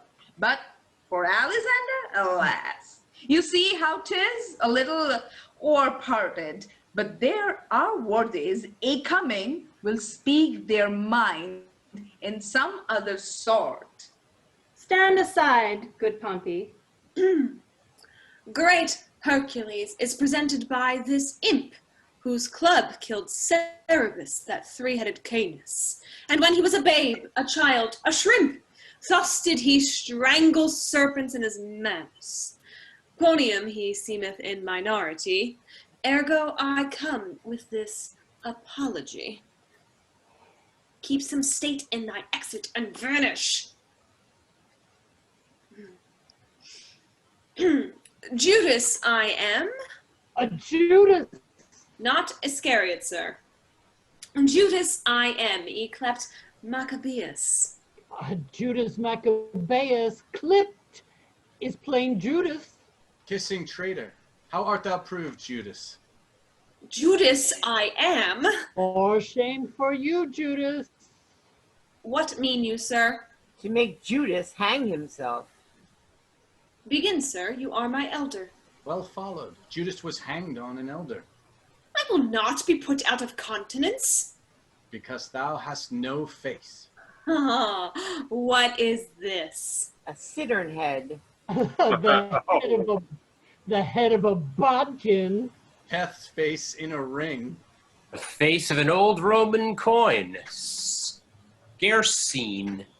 The pommel of Caesar's falchion. The carved bone face on a flax. St. George's hat cheek in a brooch. Aye, and in a brooch of lead. Aye, and in a worn in the cap of a tooth drawer. And now forward, where we have put thee in countenance. You have put me out of countenance. False, we have given thee faces. But you have outfaced them all. And thou wert a lion, we would do so. Therefore, as he is an ass, let him go. And so adieu, sweet Jude. Nay, why dost thou stay? For the latter end of his name. For the ass to the Jude. Give it him. Jude ass away. This is not generous, not gentle, not humble. A light from Monsieur Judas. It grows dark, he may stumble. Alas, poor Maccabeus, how hath he been baited? Hide thy head, Achilles. Here comes Hector in arms. Though my mocks come home by me, I will now be merry. Hector was but a Trojan in respect of this. But is this Hector? I think Hector was not so clean-timbered. His leg is too big for Hector's. More calves, certain. No, he is best endued in the small. This cannot be Hector. He's a god or a painter, for he makes faces. The omnipotent Mars of lances the Almighty gave Hector a gift. A gilt nutmeg. Lemon. A stuck with cloves. No, cloven. Peace! The omnipotent Mars of lances the Almighty gave Hector a gift, the heir of Ilion, a man so breathed that certain he would fight, yeah, from morn till night out of his pavilion. I am that flower. That mint. That columbine. Sweet Lord Longaville, rein thy tongue. I must rather give it the rein, for it runs against Hector. Aye, and Hector's a greyhound. The sweet wardman is dead and rotten. Sweet chucks, beat not the bones of the buried. When he breathed, he was a man, but I will forward with my device. Sweet royalty, bestow on me the senses of hearing. Speak, brave Hector, we are much delighted. I do adore thy sweet grace's slipper. Gloves by her foot. He may not by the yard. This Hector far surmounted Hannibal. The party is gone. Fellow Hector, she's gone. She is 2 months on her way. What meanest thou? Faith, unless you play the honest Trojan, the poor wench is cast away. She is quick. The child's brags in her belly already. 'Tis yours. Dost thou infamonize me with among potentates? Thou shalt die. Then shall Hector be whipped for Jaquenetta, that is quick by him, and hanged for Pompey, that is dead by him. Most rare Pompey. Renowned Pompey. Renowned Pompey. Greater than great. Great, great, great Pompey. Pompey the huge. Hector trembles. Pompey is moved. Morates, stir them on. Stir them on. Hector will challenge him.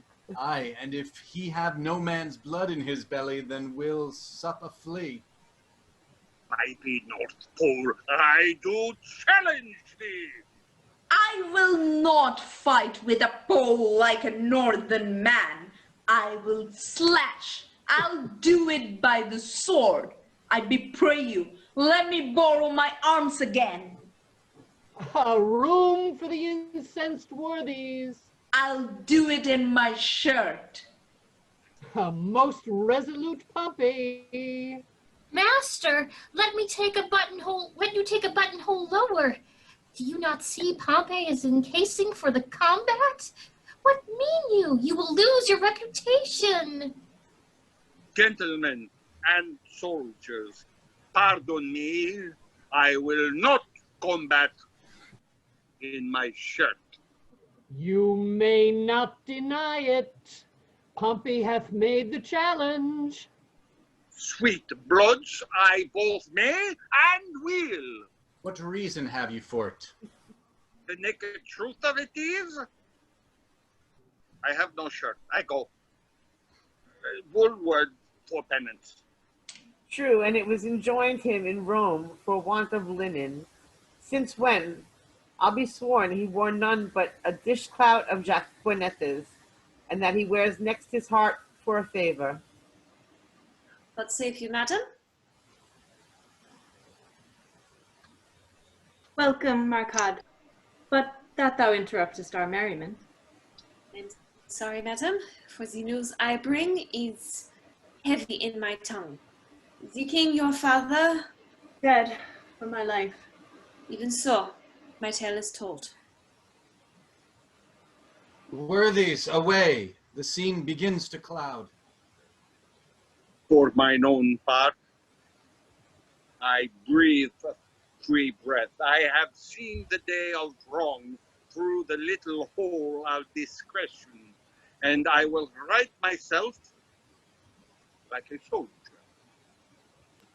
I will kiss the royal finger, my lord, and take leave. I am votary. I have vowed to Jaquenetta to hold the plow for her sweet love 3 years. How fares your majesty? BOYET, prepare, I will away tonight. Madam, not so, I do beseech you stay. Prepare, I say. I thank you, gracious lords, for all your fair endeavors, and entreat, out of a new sad soul, that you vouchsafe in your rich wisdom to excuse or hide the liberal opposition of our spirits, if overboldly we have borne ourselves in the converse of breath. Your gentleness was guilty of it. Farewell, worthy lord. A heavy heart bears not a nimble tongue. Excuse me so, coming too short of thanks for my great suit so easily obtained. The extreme parts of time extremely forms, all causes to the purpose of his speed, and often at his very loose decides that which long process could not arbitrate. And though the morning brow of progeny forbid the smiling courtesy of love, the holy suit which fain it would convince, yet since love's argument was first on foot, let not the cloud of sorrow jostle it from what it purposed, since to wail friends lost is not by much so wholesome profitable as to rejoice at friends but newly found. I understand you not. My griefs are double. Honest, plain words best pierce the ear of grief, and by these badges understand the king. For your fair sake have we neglected time, played foul play with our oaths, your beauties. Ladies hath much deformed us, fashioning our humors even to the opposed ends of our intents. And what in us hath seemed ridiculous, as love is full of unbefitting strains, all wanton as a child, skipping in vain, formed by the eye, and therefore like the eye, full of strange shapes of habits and of forms, varying in subjects as the eye doth roll to every varied object in his glance. For party-coded presents of loose loves put on by us, if in your heavenly eyes have become our oaths and gravities. Those heavenly eyes that look into these faults suggested us to make. Therefore, ladies, our love being yours, the error that love makes is likewise yours. We to ourselves prove false, by being once false forever to be true to those that make us both, fair ladies, you. And even that falsehood in itself a sin, thus purifies itself and turns to grace. We have received your letters full of love, your favors, the ambassadors of love, and in our maiden council rated them at courtship, pleasant jest and courtesy, as bombast and as lining the time, but more devout than this in our respects have we not been, and therefore met your loves in their own fashion, like a merriment. Our letters, madam, showed much more than jest.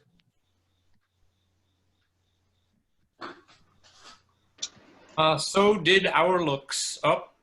Now, at the latest minute of the hour, grant us your loves.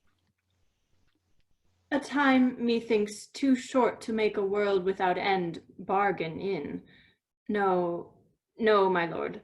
Your grace is perjured much, full of dear guiltiness, and therefore this.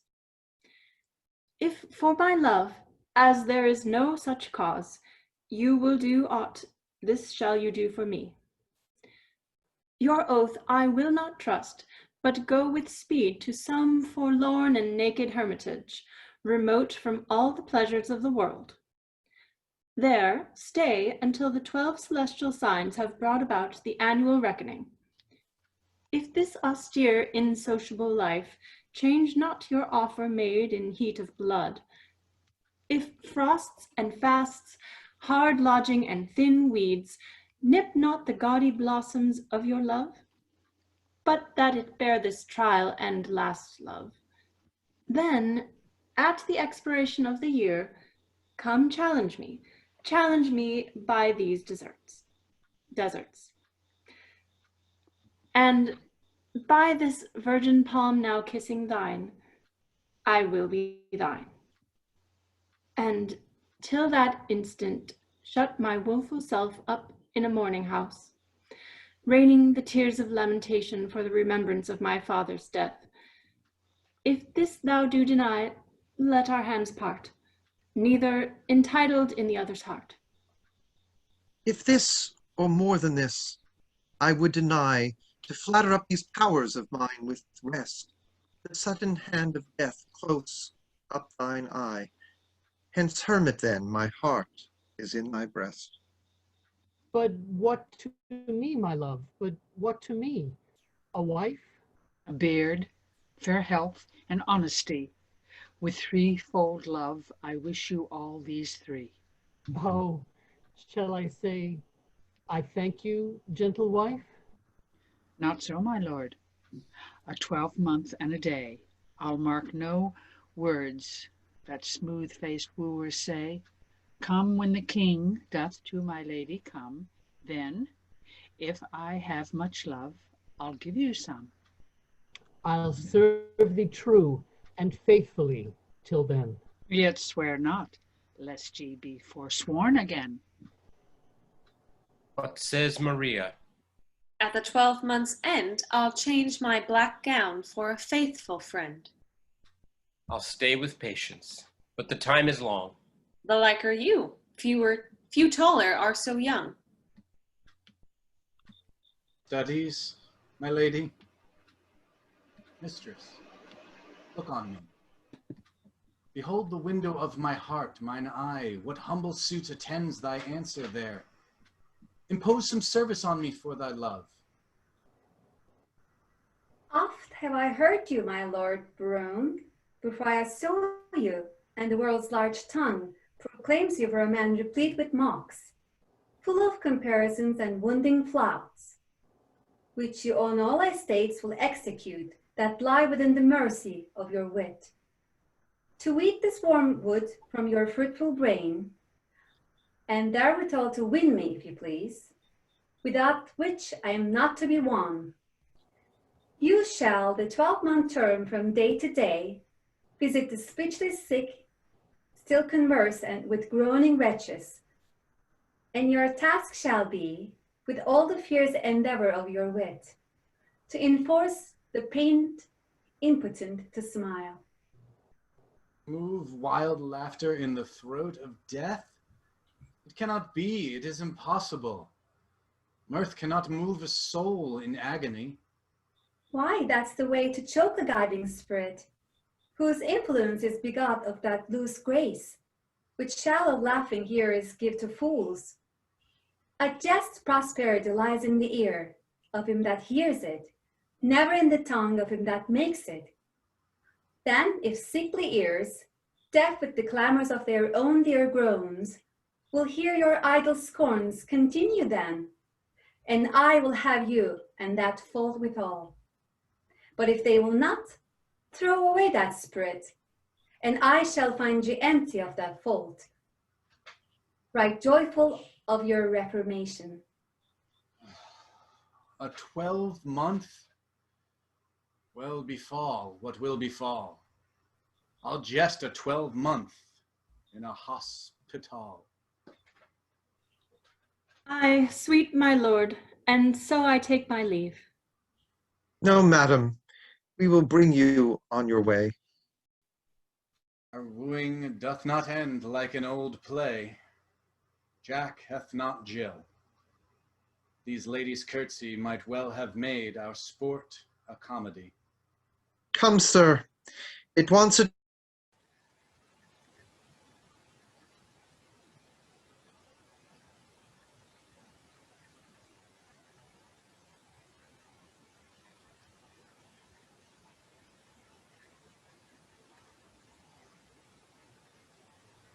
Hey, Bye.